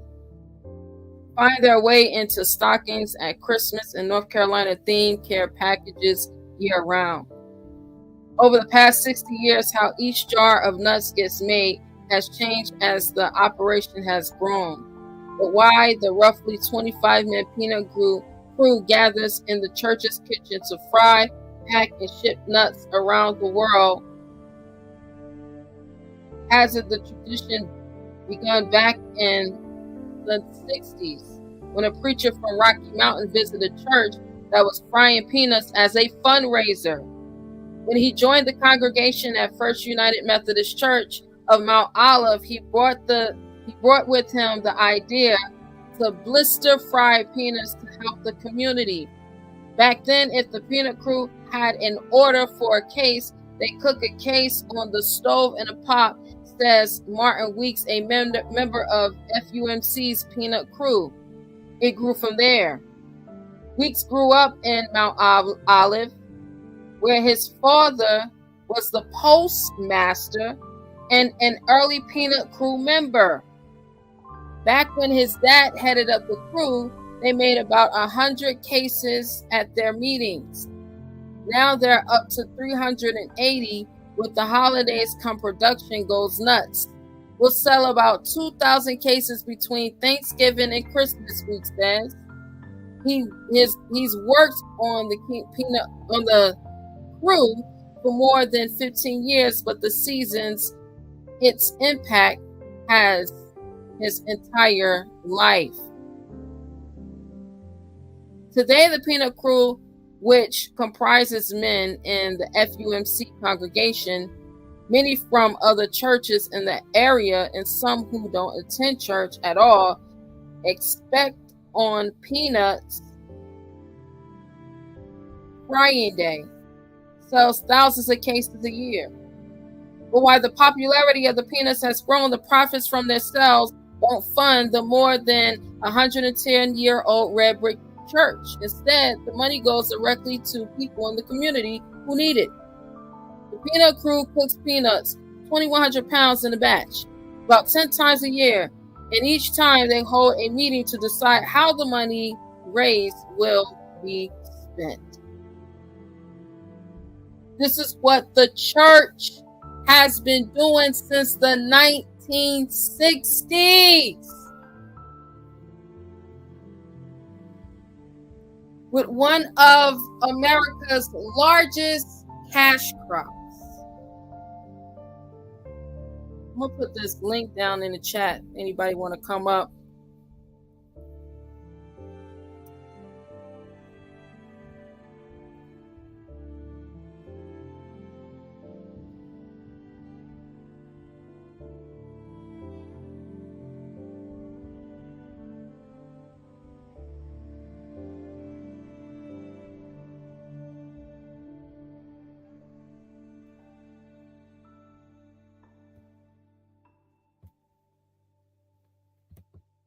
Peanut farmers join forces against Big Shell.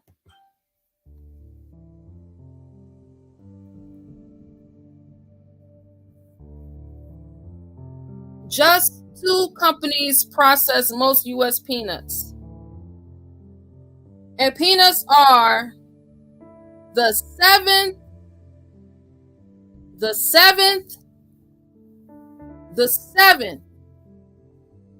most valuable cash crop in the United States.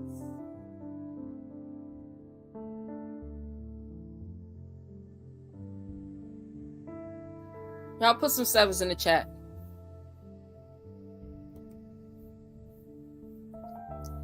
Put some 7s in the chat.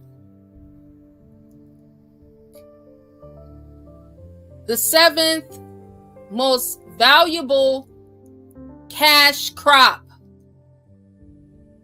in the United States. Like, I can't make this up. When I see, I have been building on putting this together. I want to say maybe 2 years ago. I was watching the video that I had played, and it was breaking down about George Washington Carver, and I have been studying him ever since then. And in the studies of him,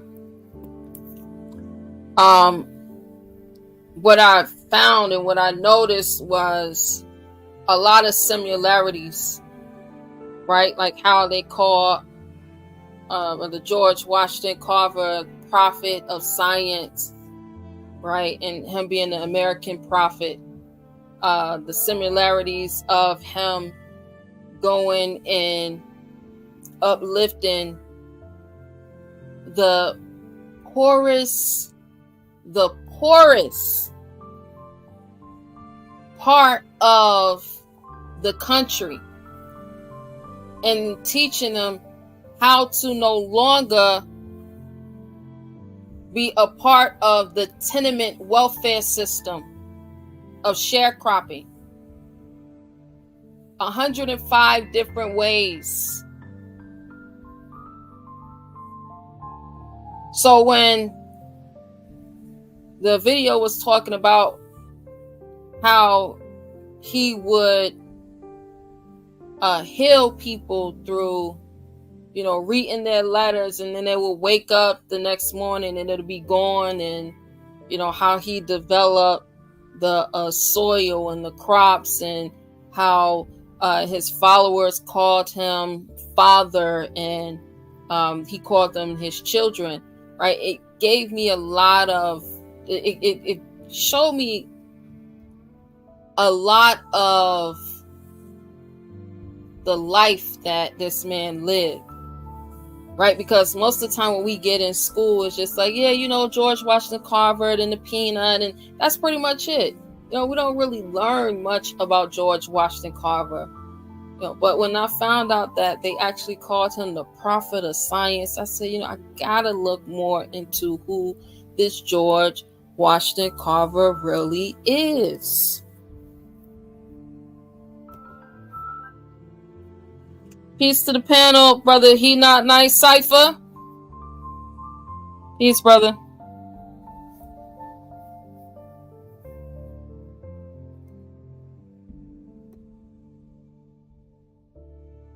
You can unmute yourself. But yeah, I can't make this up. The seventh. Peace and light. Islam. The seventh crop in the United States, the cash crop, the peanut.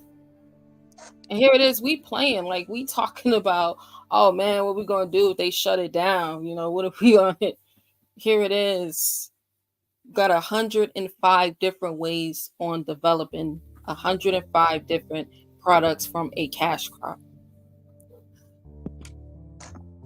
Yeah, George Washington Carver is a very interesting guy. I actually did a biography on him. Mm-hmm. And irony, in Calhoun County, when I was down south, I worked for the peanut farm. I was probing peanuts. So this was very, very, to know he used to be in the prophet. They idolized him as being a prophet of, the soil. See that the soil, back to the land, like they glorify us in secret. Mm-hmm. This guy, man. When I did my biography on him, I kind of did focus on the tragedy of his story. Mm-hmm. I didn't even get into that.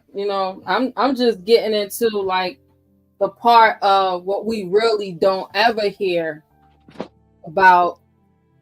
His development, what he created. He created a whole different, part of science. They call it synthetic. Oh, that was beautiful. That was beautiful. Synthetic, like he was the father of plants. He was as in industries. He fathered that idea. What they say idea, I always think it was always a reality in his world. Right. And I want to clear. I threw up. I said sunflower seed because I was listening and I was like, yeah, sunflower seeds too. Like, like, because we cultivated that also, and Right. it's been Geo that the the original Americans, the Moors that were here, was in the science of, and we brought in the science to put on paper for these hybrids. We put our designs on papers, and they came through the 20s with the patents and Right. and trying to mechanize the intellectual properties of these things. They just we are just buying our culture back from us, and which is sad. Right.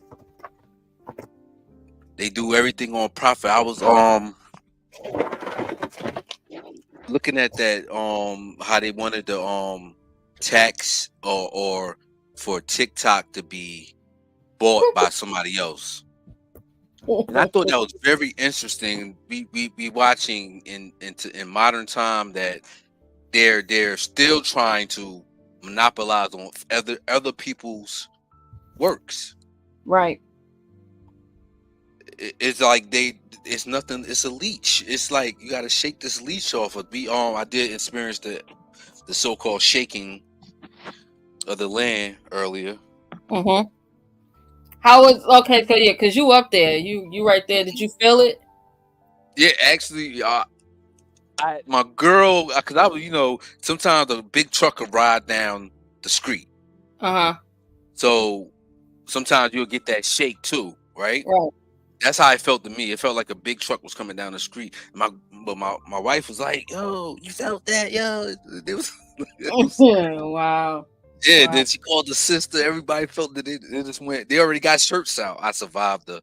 Oh wow, that was fast. Yeah, they already got shirts printed out for sale, and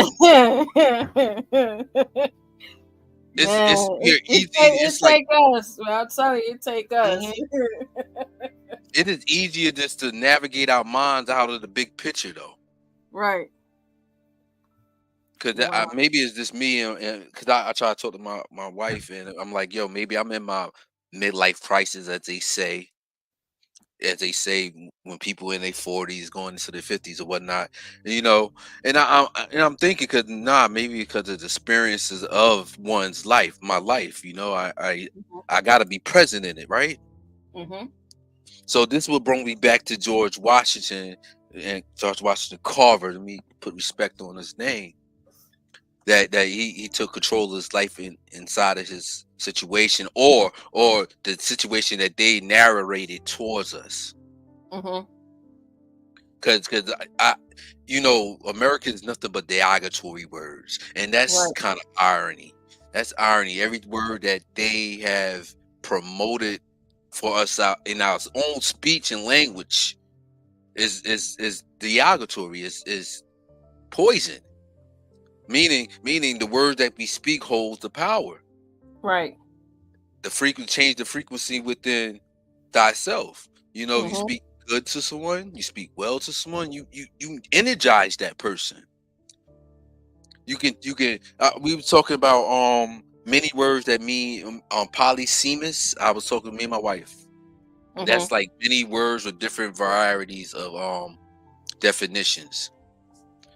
And that's where they merged all the good and the bad, a Morisco or a Catholic, these conversions of something. Right. And this is what they did with the peanut. They converge his energy into a product that they can resell to the people. I was blessed. I was in Calhoun County in South Carolina, where I worked at the agriculture peanut factory, and I was probing peanuts. I learned picking peanuts with my father. My father love peanuts. Like that's was all in our area when the season comes. Peanuts, squash, cabbages, you know, every vegetable that we probably can name. Besides carrots, we didn't really do carrots and stuff like that. But we had it in our vicinity. So, you know, when people talked about slavery, I remember my grandma, my aunt grandma, you know, like my mother's auntie was my grandmother, you know what I mean, on her side. And they used to get on the tractor. The tractor used to come in early in the morning, 4 o'clock in the morning. They hop on the track and go to the field. That wasn't no slavery to me. They was picking their livelihood. Right. They was doing their livelihoods, and it was a job. You know, why wouldn't you pick your own food? Like we have been so modernized. I hate that word so much because nothing is modern. All the technology, all the building structure is garbage. The buildings we live in, the way they try to mold the streets, this garbage. It's no improvement of nothing. Infrastructure is this garbage. We have certain Moorish castles that's been lasting over thousands of years. It's crazy to put a modern spin on something that's never new. It's always been older than us. They just spin it to us and sell it back to us. Because I also bought the book on One World, One America. It's about it's from a hybrid. I try. That's the most respectful word I can give them. Not even pale face. They ain't even worth that. The ones that are brothers to us, because you know, they all are not evil. They all are not bad. Just like our people, we know all not evil and we all not bad. But it seems like they plastered the evil over all of us when it's happening. Right. They plaster it. A female just got locked up. She's I can't catch her name, but she had so-called did something to the child in a they put she had a baby in a suitcase. I've seen it. Oh man, don't know their situation, don't know. But when she went up there and she professed it, that she was, you know, one of us. I know honor. I understand honor now in my heart. And respect. I want respect for myself, so I have to earn respect to others and give it with its due process, right? With its due. Right. So when a person does something in a negative light like this, and then she's identifying it something where they're over media, you know, lies and stuff. And it's not like a setback, but it's the fact that they are in the knowing. Right.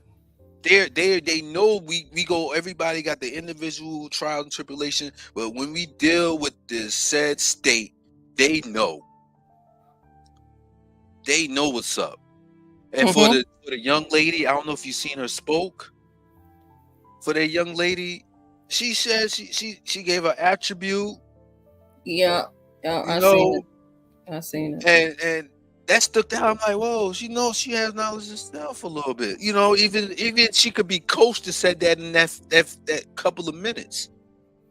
But what she said that stuck out, said they was following me already. NSA, you know what I mean? She said that, when she said NSA been following her for the past 9 months, so they knew exactly where she was at. I mean, when you look at her eyes, you can tell she's not there. You know, she's not there. Kind of like it's a medicine trip or something. Yeah, I don't know if it was a Manchurian candidate or what, but you know, I don't know if it was the drip sauce. Like I don't know, but I know that she appears to not be there. Oh, Harley, and that I felt pain from watching her. You know what I'm saying? I felt some type of pain. I felt the negative. I didn't feel the honor, like she was probably standing on honor. I felt I'm not saying either way swaying, but because any good I'm gonna say it's like I feel like any good Moor would not try to dishonor that thyself, Right. or Right. the family, or the clan, or our people. Period. Because we know Right. everything we do, we're gonna get demonified to the world. Mm-hmm. Mm-hmm. So we know crime doesn't pay. Yep. And then, harming a baby, I can't. Yeah, it's like harming, but I always trying to use discern, because I know these people are flaky Exactly. liars. They're liars. Exactly.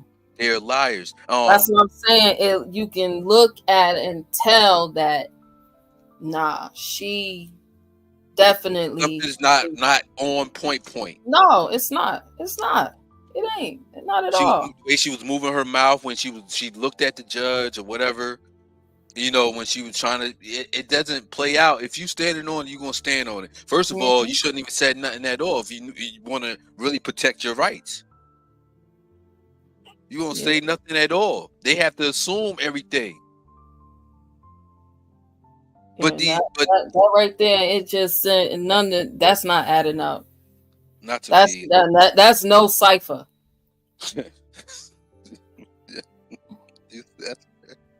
Yes, ma'am. It's no go. No go. Nah, it's non-cipher. And I ain't want to. I mean, because this is very, very important for the day as the holy day, and honoring all our prophets. And prophet is the messenger. Yep. A person that brung and sends a message, gives and delivers a message. Mm-hmm. So all us can be messengers at a degree with your honor. Exactly. Exactly. That's what it's all. That's what it's all about. It's about us realizing that, we all got the message from these prophets. Now it's time for us to be the message or the messenger, to continue to work. It didn't stop with. I mean, look at it. It's the 7th most cash crop in the United States. Like, make that make sense. And we not touching none of it. We're not touching this industry at all. None of it. Be bought out, burned out, scared out. They work their magic on us. Yeah. It is. I think we just have to plant. We need to plant our feet so we can stay foundated.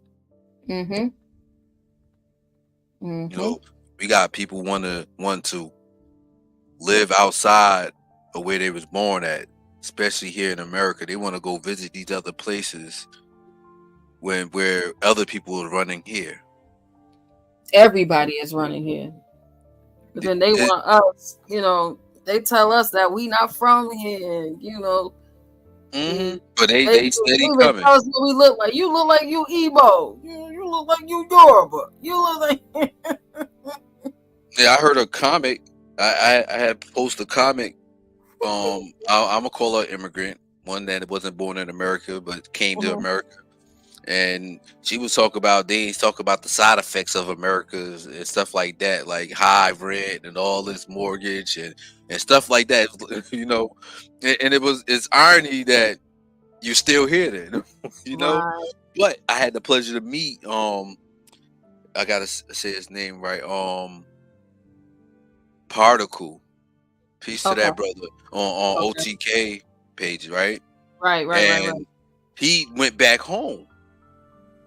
But he was telling, we are lucky over here, which I agree to him. Yeah, we are. Yes, we are.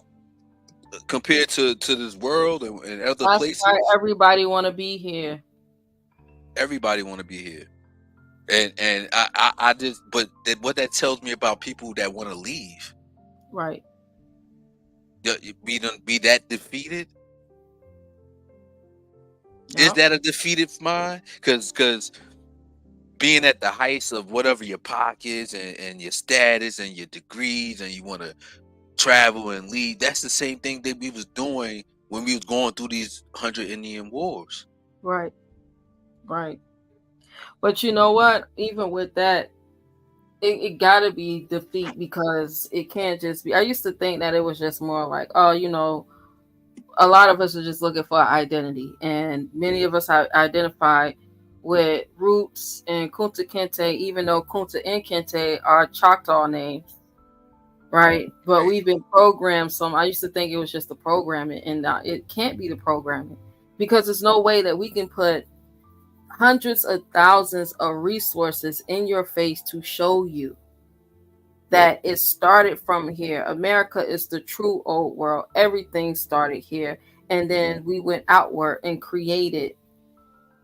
You can't really believe that you, as being a part of the human family, you being a part of the original creators that created all of this, and believe that you from somewhere other than here. Like it's defeatism, because I can't explain it.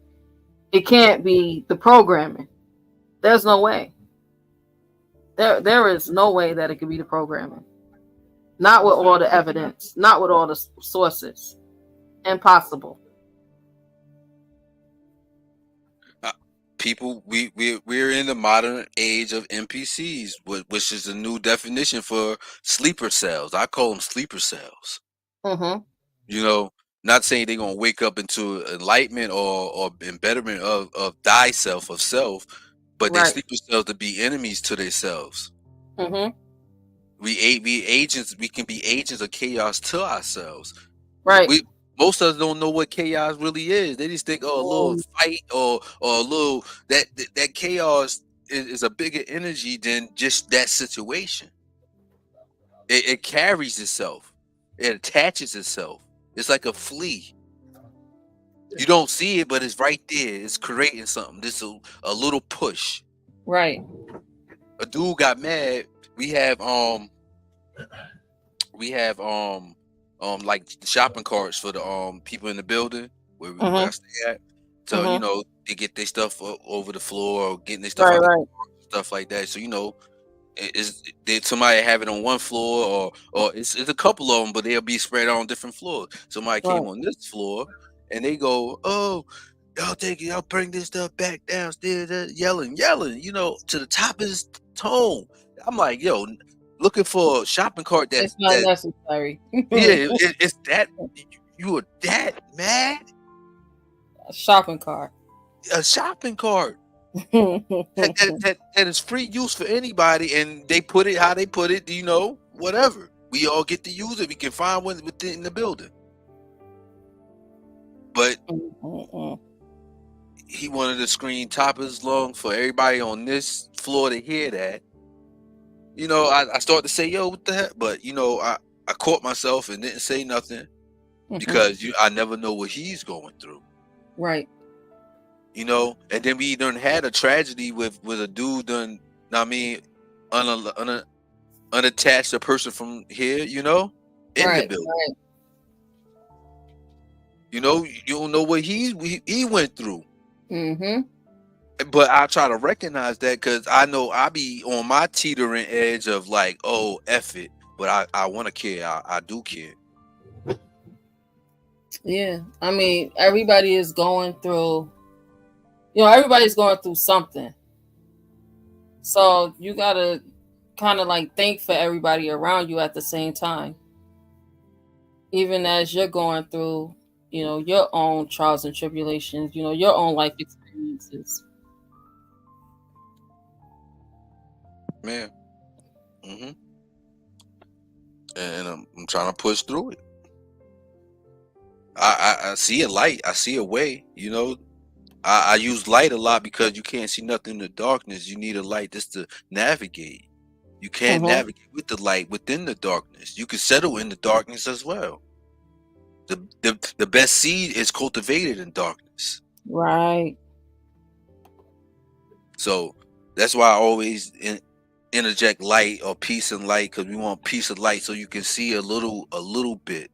You can see a little bit. You can broaden we can all broaden our sights with help. You know, I like I said, I'm breaking out a lot of habits. I will never in my life, you know, ask a person for help. I learned from people contradiction. Oh, I did this for you. I'm the type of person that you would never say that about me.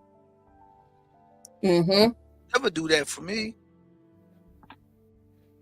But you've learned how to, you know, cultivate through life. So, you know, a lot of times, many of us just haven't attained that skill set, how to cultivate through life. I think the prophet said, you're supposed to be patient with the people. Definitely. Be patient with the people. And yeah, because the public is ungrateful and unstable at the same time. Mm-hmm. You still got to meet the people where they are at.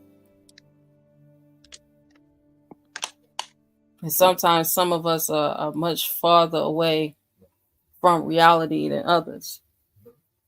Yeah, illusions are their reality. Delusion.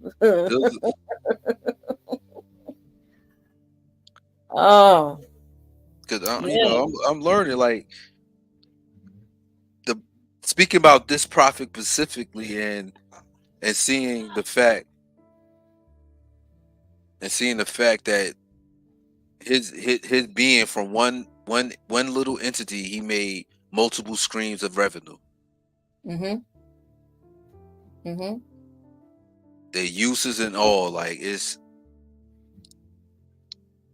earthly, it's earthly worthy. Mm-hmm. Yeah, it's different. It's real different. To be able to, you know, it's one thing. What they always say is one thing to, you know, feed a man fish, but it's another thing to teach a man how to fish. Yes, that's ma'am. exactly what he taught, how to fish. So you're no longer dependent on the system.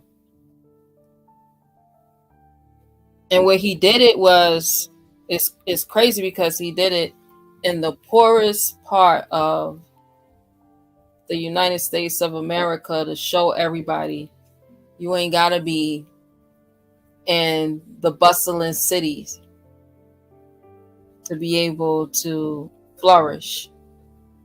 You can have the least amount and develop the greatest industry. Because at that time, the boll weevil insect was killing the cotton crops. So remember, we talking about Alabama. You know, Alabama was the kings of cotton. So it's I think that was the name too, right? King Cotton, yeah. King of the Cottons. Kings of cotton, Alabama. So you're talking about where these kings are just dying out from starvation, like literally a famine in the land. And here he come, like, look, I'm gonna put everybody on. This is how you do it. And he even wrote it out so that children can understand it. He said, even a block of wood can point the way. Yeah. So look, I'm taking all the excuses out. There should be no more excuses.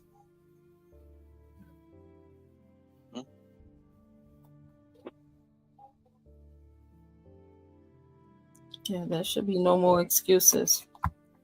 But I'm about to end this live. I think I'm gonna jump back on. If I got time tomorrow, I'll get on. But it's a debate tomorrow, right? Oh, debate means beating up ones. I know. I don't beat up on. I'll try not to beat up on. You know, as a samurai, when you Lord, the debate league. What is this? Yeah, just beating up on, so-called beating each other up. Well, they ain't even using the word right to its attention. You know, Oh they say beating man. up the mind is a terrible thing. So Oh my goodness. That mind beat down is something else. yeah, That's a whole different beat down. yeah, and that's what's happening. It ends up being in a repetitive format Right. that I use the analogy, right? If a jester Mm-hmm. dresses up as a king Mm-hmm. and a king is a king, Mm-hmm. who's the fool? Right. Right. And that'd be the people who he Mm-hmm. fools. Yep. Didn't know you was, I'm trying to be lenient with my Like words. Oz. Like remember the Wizard of Oz? Mm-hmm. Mm-hmm. Fooled the people. Pull the curtain back, and it's Mhm. not what you thought it was. And that's why I don't, really listen to it and stuff like that. I hear some of it sometimes when I catch it, but I try not to, because I'm studying as well, and that's the thing. If people study the stuff, then you have to really debate about it. Mm-hmm. It's no really going back and forth. It's back to your opinion now, and this whole opinionated Right. that you bring forth. And that's mainly what it is, I don't even think it would be a debate league if there was not so much opposition of one party trying to tell somebody who they are. Like constantly. And you getting together just to have a shootout. You know what I mean? Who Right. you want to go back to next week, yo? Yeah, we shot. I'm just saying my analogy. Right. It's You're an right. analogy. Yeah. And That's exactly what it is. It's everybody getting low because these two parties gonna meet in the middle of the town and had what's interesting is that earlier, I've been free, so I watched I was watching the Aboriginal Ghost, peace to that brother, the Ghost of Aboriginal, and he was looking through the Longo, Dr. Longo. Old World, Florida. I'm trying to get the name. Right. And they were talking about they was tying ritual with tribes and stuff like that. I can't really listen to those like that. We can probably build.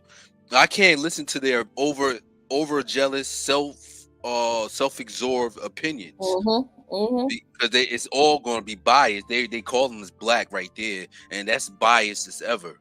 Right. That was real. That's biased to be black, and they said white, and then say, oh, they with the Illuminati. Who's employing these guys then? Who's employing the rappers? Ain't about they're everything we see in the public is designed for us to see in the public. Exactly. And it's like how far people get with their so-called. I can't say that because everybody's on levels. Every level is always going to be a higher level to reach. It's Infinity Plus. So, but this, it just sound biased. Oh, they these black rappers and they throwing up Illuminati signs, and what's the meaning of the sign? Longo was saying that. But I'm kind of brushing off into how I view it too. Okay. I ain't going word for word, but it was like because he was talking with another guy, Al Dog. Most of that opinion came from the other guy, Al Dog. Okay. How he's seen it as well, and I felt like y'all need to go study yourselves, right? Go study yourself. Go study. What's so funny? It's just so funny that you say that because, Longo is one of the ones I call him Longo. I don't call him doctor because he's not no doctor. That's number one. Number two is he's so fascinated with and I understand, you want to know about the state that you from, where you live and all that. But he's too fixated and fascinated with our story.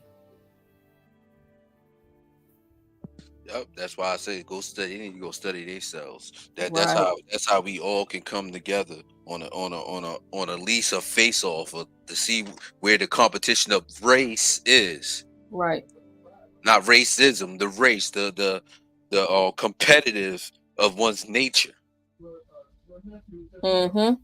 So I thought that was kind of whatever these street kids going through, that's in their hood, and the world ain't going to understand that at all. The world's not going to see what they promote, and then they killing themselves and all this bad stuff about us or whatever. But I know because I can say they have their little conflicts amongst themselves, which every nation of people have. Right. You know, ours are more visualized because of the entertainment industry. You see what I'm saying?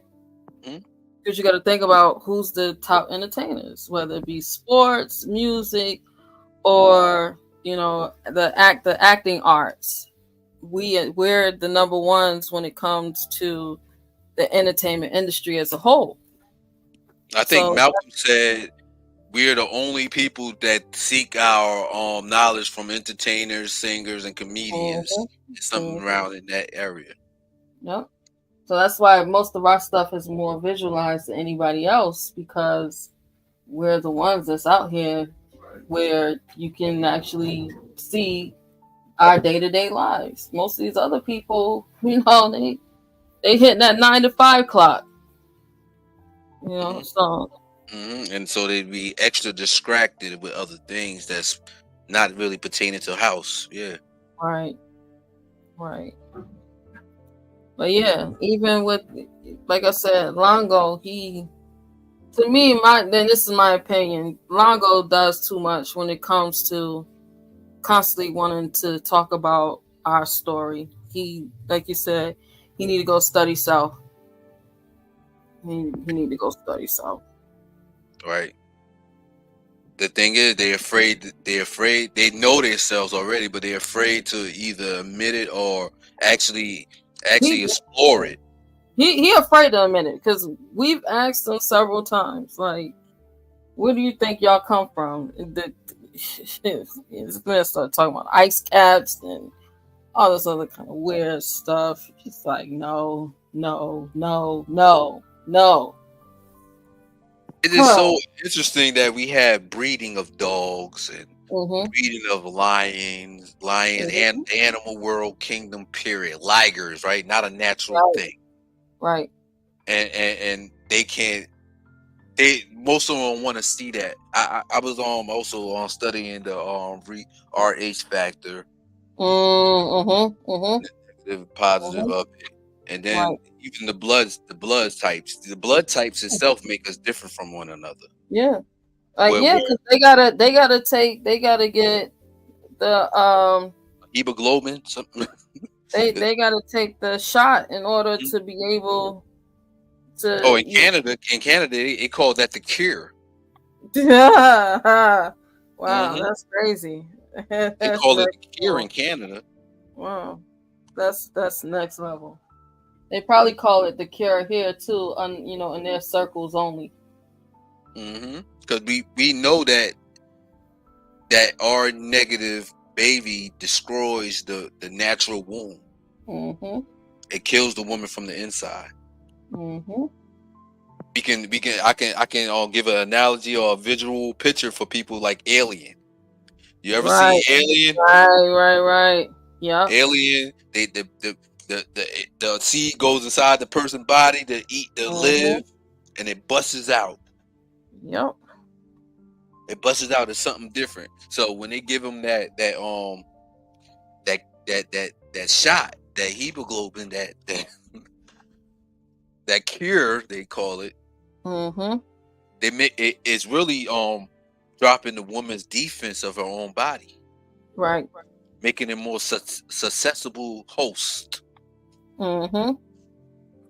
So it's just ironic that we know these things. They glorify their cure, but somehow we are thinking we all are the same. Right. Oh, that's the big lie.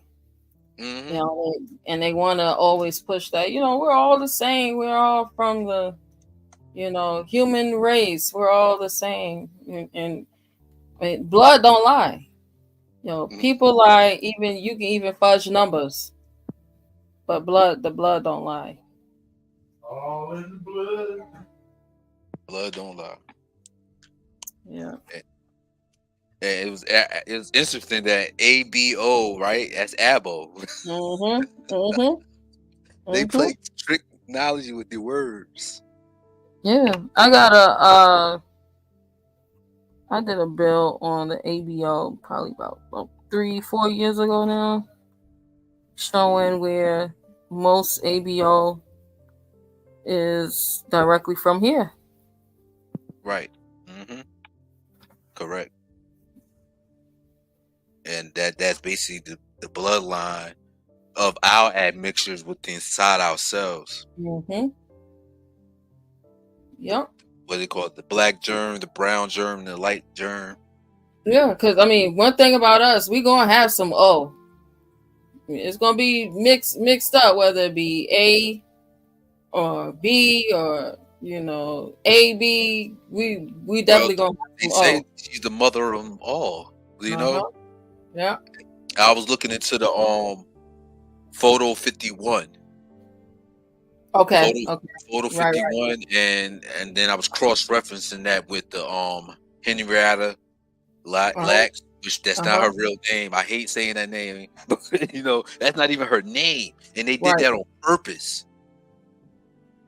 They did that on purpose. They got us all calling her not her name. But yeah, I'm gonna tell you, Johns Hopkins has always been wicked. I remember when I lived in Baltimore, right? East Baltimore, Johns Hopkins used back in the day, they used to have these monkeys that lived on the top of the roof. So like in the summertime, you can definitely hear the monkeys. Like you'd be outside on the block and you'll hear the monkeys just crazy. Experiment in the hood. Crazy. So much to point. Johns Hopkins did not want to get rid of their monkeys. What's that? PETA and what's that? Animal Protection Society, whatever. They had to force Johns Hopkins to get rid of those monkeys. I'm telling you. They did so many experiments on those monkeys and our people. It was crazy. It's not even funny. They be right in the hood. It was one close to us in the square that said it advertised, we'll pay y'all to be experiment. But the thing is, you can live off of like Baltimore. Of experiment money. Yeah. So we have to be double aware about that. They was the first ones who had the medical marijuana before the medical marijuana hit the pharmacies in the streets. I remember the medical marijuana experiments. I remember, and they pay you. Like Baltimore is the first place that I ever lived where you can come and you can sign up. Like back then, talking about the early 2000s, everybody, you could sign up and get all the dope you wanted, smoke all the crack you wanted, all the drugs. I have experience with a dentist's nephew. That's where I learned that medical marijuana stuff from. It was like I didn't know what it was. He was like, yo, there's some good stuff, you know. Right. They called it the White Widow. Man, it was white. So back then, I'm like, you know, you don't want to smoke with nothing with no nutrition in it. If it's white, that means all the nutrition or whatever, you know, it's sucked out of it. So this thing was like, it was a thing, and he was a hybrid, and he had a market. Right. He had a market. This is back in the 20, you know what I mean, 99. He had a market, and he was like, "Yo, where this stuff coming from?" And he wanted to get it out on the streets and stuff. And then it just remind me of the movies I watched, but then I'm looking at my life. You get what I'm saying? They've been doing this. How we get this stuff in the hood? Yep. Most most people don't even really go out the hood. Nope. They don't go out the hood, and those are the ones that be having. Yeah, they never leave their neighborhood. I know some people that never left their block. Facts. Yeah. And not to say like they never. I guess I had the experience of traveling Connecticut and South Carolina and New Orleans, Philly, all you know what I mean. I had the experience because that's what our people did, right? My mother came up here when she was 9. She thought it was better than being down there.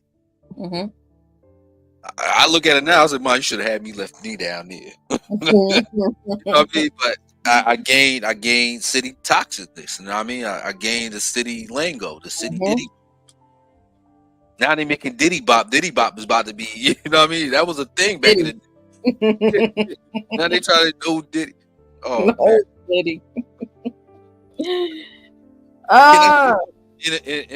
And I kind of already did it because I mean, saying that when one bad person of our people do something, they try to cast a whole black out over all of us. But the crazy part is we're actually the ones doing it to ourselves. Right. We can't. If none of us would feed into the whole Diddy thing, guess what? It wouldn't even be popping the way it's popping. Yeah, trendsetters, trailblazers. But it's crazy to look at how many of our people is looking for this man's downfall. I was just like, yo, this is weird energy. Because most of us ain't never even been in none of those rooms. We don't know. We're not a part of those circles. But still, all in all, we didn't already say, oh, yeah, he did this, he did that, he this, he that. Right. Wasn't there. Ain't got nothing to do with us.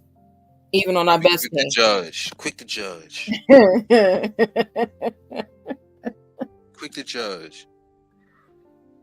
And it's in a detriment for the people as a whole, because that's what we keep falling in the same hole. They did it to R. Kelly. They did it to Bill Cosby. Who they didn't. I heard somewhere, I don't know if I was reading something, that they said they gonna make every black person that grows to a higher state to make them look evil, bad, and everything. Like it was already said in design.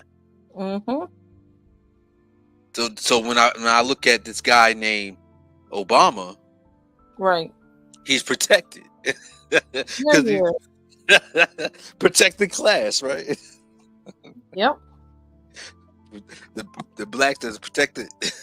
But it is ironic that we really even though we do have faults in our people, it is some bad seeds out here that's contributing to the negative, but we all can't be because they say it now. It's okay. It's wrong because they wanted to be wrong. Right. We knew it was wrong. Well, I learned it was wrong. I'm listening to Biggie all my life, right? All my life. Always thought about the suspect words that play and all that stuff, but never really homed into it because you know I'm traveling a journey. I'm in this journey. But you look at it now, and it's like, yo, it's planned. Everything is a plan to the T, to the D, to the A, to whatever letter you want to put in front of it. It's already planned. And it's planned for our demise as a people and to crumble what we call America. Right. The world is waiting for us, man. Yeah, the world is definitely waiting for us. It's always about us being distracted so that we don't tap into who we really are and actually live that out. Like if we was living, just imagine if the majority of us was living out who we really are. That'd be a utopia for us, but a living hell for everyone else. Yeah, they'll see the super beings that's taking care of their people. They have to come ask us everything like they've been doing. They just don't want us giving them the stuff, you know. Right. They rather take it. You know, it's people out there like that. You know, like I said, I'm a type of person, like, I never like to ask for anybody's help. But it's people that won't ask for help either. They'll take it from you. Mm-hmm. They'll harbor it. They'll make your whole existence miserable just so they can have it. That's what it seems. That's crazy. Cause that goes a little bit to the to your bill with the Honorable George Washington Carver.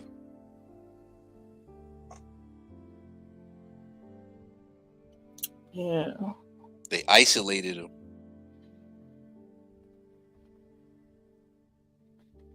I heard the word I wanted to say this to somebody else. I ain't even gonna say the person's name. I'm gonna address it, but I see him. But he said eunuch. He right. You know what I'm talking about a little bit. I want to converse with him about that because he stuck on that unit, right? And understand that they did that so that person couldn't mess with their people or their women at that time, and right. They were actually. I don't like slave no more. I don't like that word. Enslaved. I don't like that enslaved. They were. Nah, I can't say they was forced. Right. It was forced in submission to thinking they had to protect these people in that capacity of being a eunuch. Mm-hmm. Some was eunuchs from a small age. They grew up to be that. Right.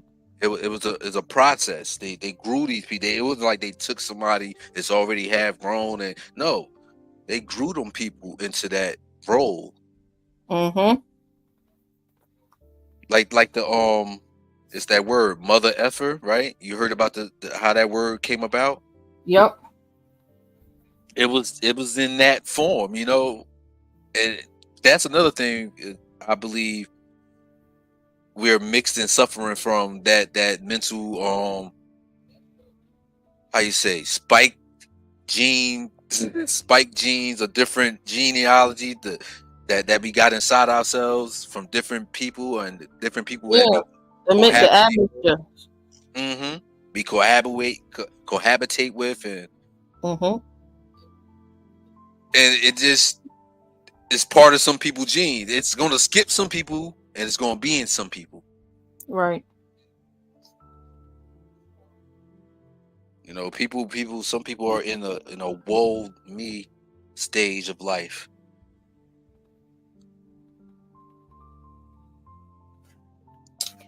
Yeah, hopefully you know, those who get it will get it in time enough. Those who don't, you know, they just might have to do it all over again. For real.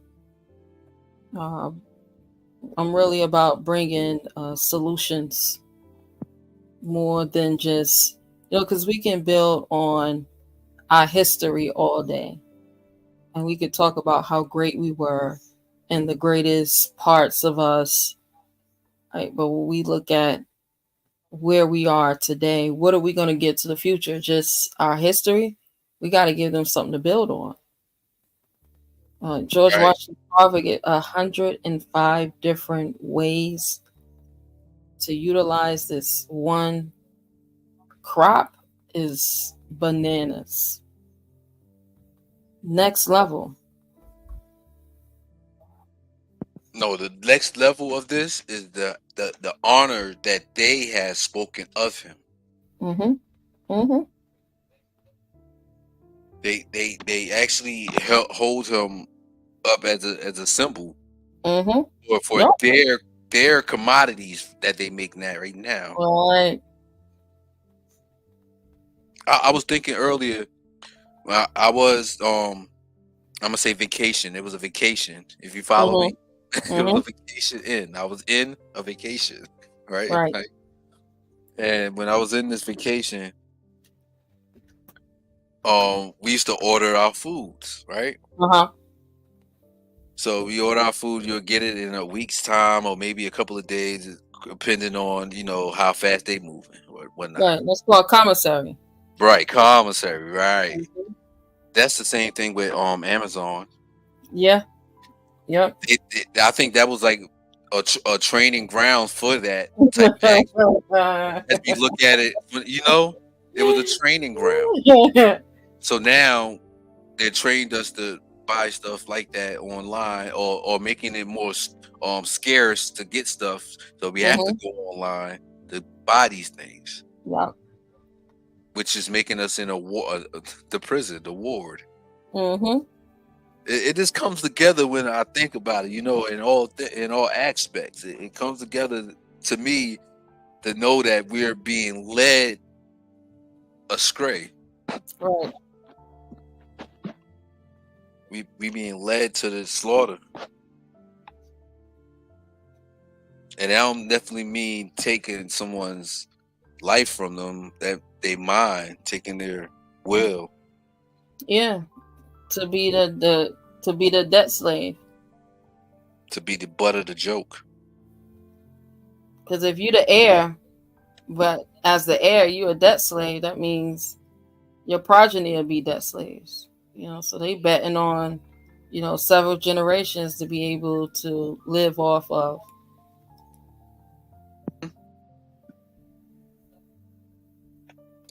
See how long they're trying to see how long they can rope the masses into the slavery,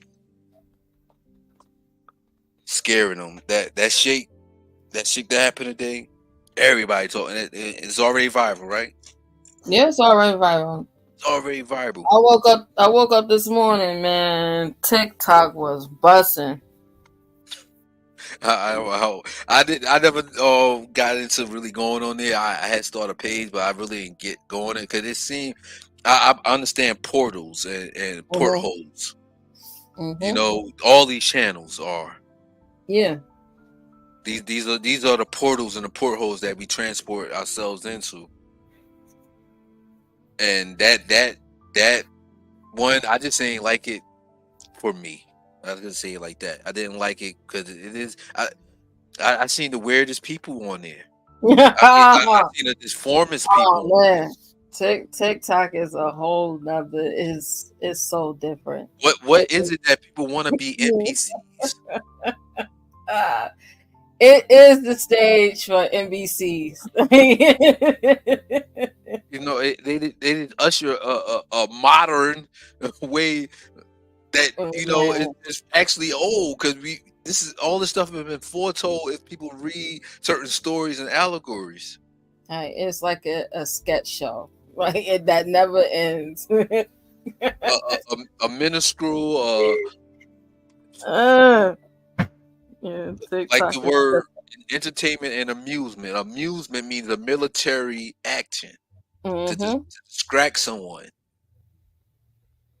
They keeping us distracted. In China, they have buildings of influencers. Yeah. Sitting they there, they on TikTok, and they all day long telling you what to purchase and all this. And I mean, when I say they on there advertising all day, they're literally on there advertising all day. You know what our people on there doing? The majority? Well, dancing, singing, arguing. There's some knowledge on there, but the majority. That's what I said, the majority. Because like you just said, there's some knowledge on there. But the majority dancing, singing, and just straight NBC. Like it is. Like I said, it's different. It is absolutely. It's different. It's way different.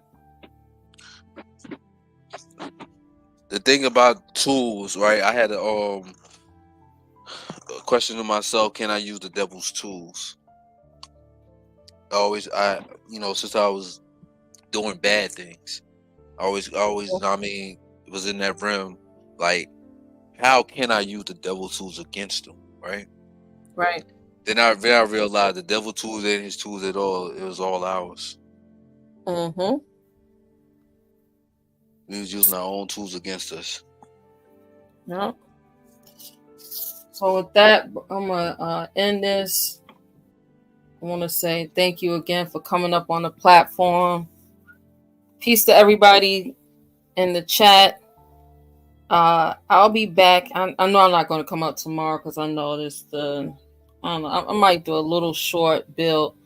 I got some stuff I want to share as far as like solutions, and so that'll be like a short build. I got a template for like credit repair stuff I want to share, so I might come on and drop that real quick tomorrow. But I'll be seeing you if OTK go live tonight. I'll be on there late night. Peace, peace. I might be on there as well if they send me the link, you know. And honors to you, and teach as in Richard Bay Neal says. Teach. Honors to that, brother. Indeed. Peace and love to you, brother Cypher. Thank you. Wishing everybody wellness. Indeed. Y'all, we'll be back here when I drop another video. Make sure that y'all like, share, and subscribe so that you'll always get the notifications. I enjoyed everyone in the chat. Thank you all for coming through. We'll be back again, to do what we do, which is, dropping that knowledge. Peace and love.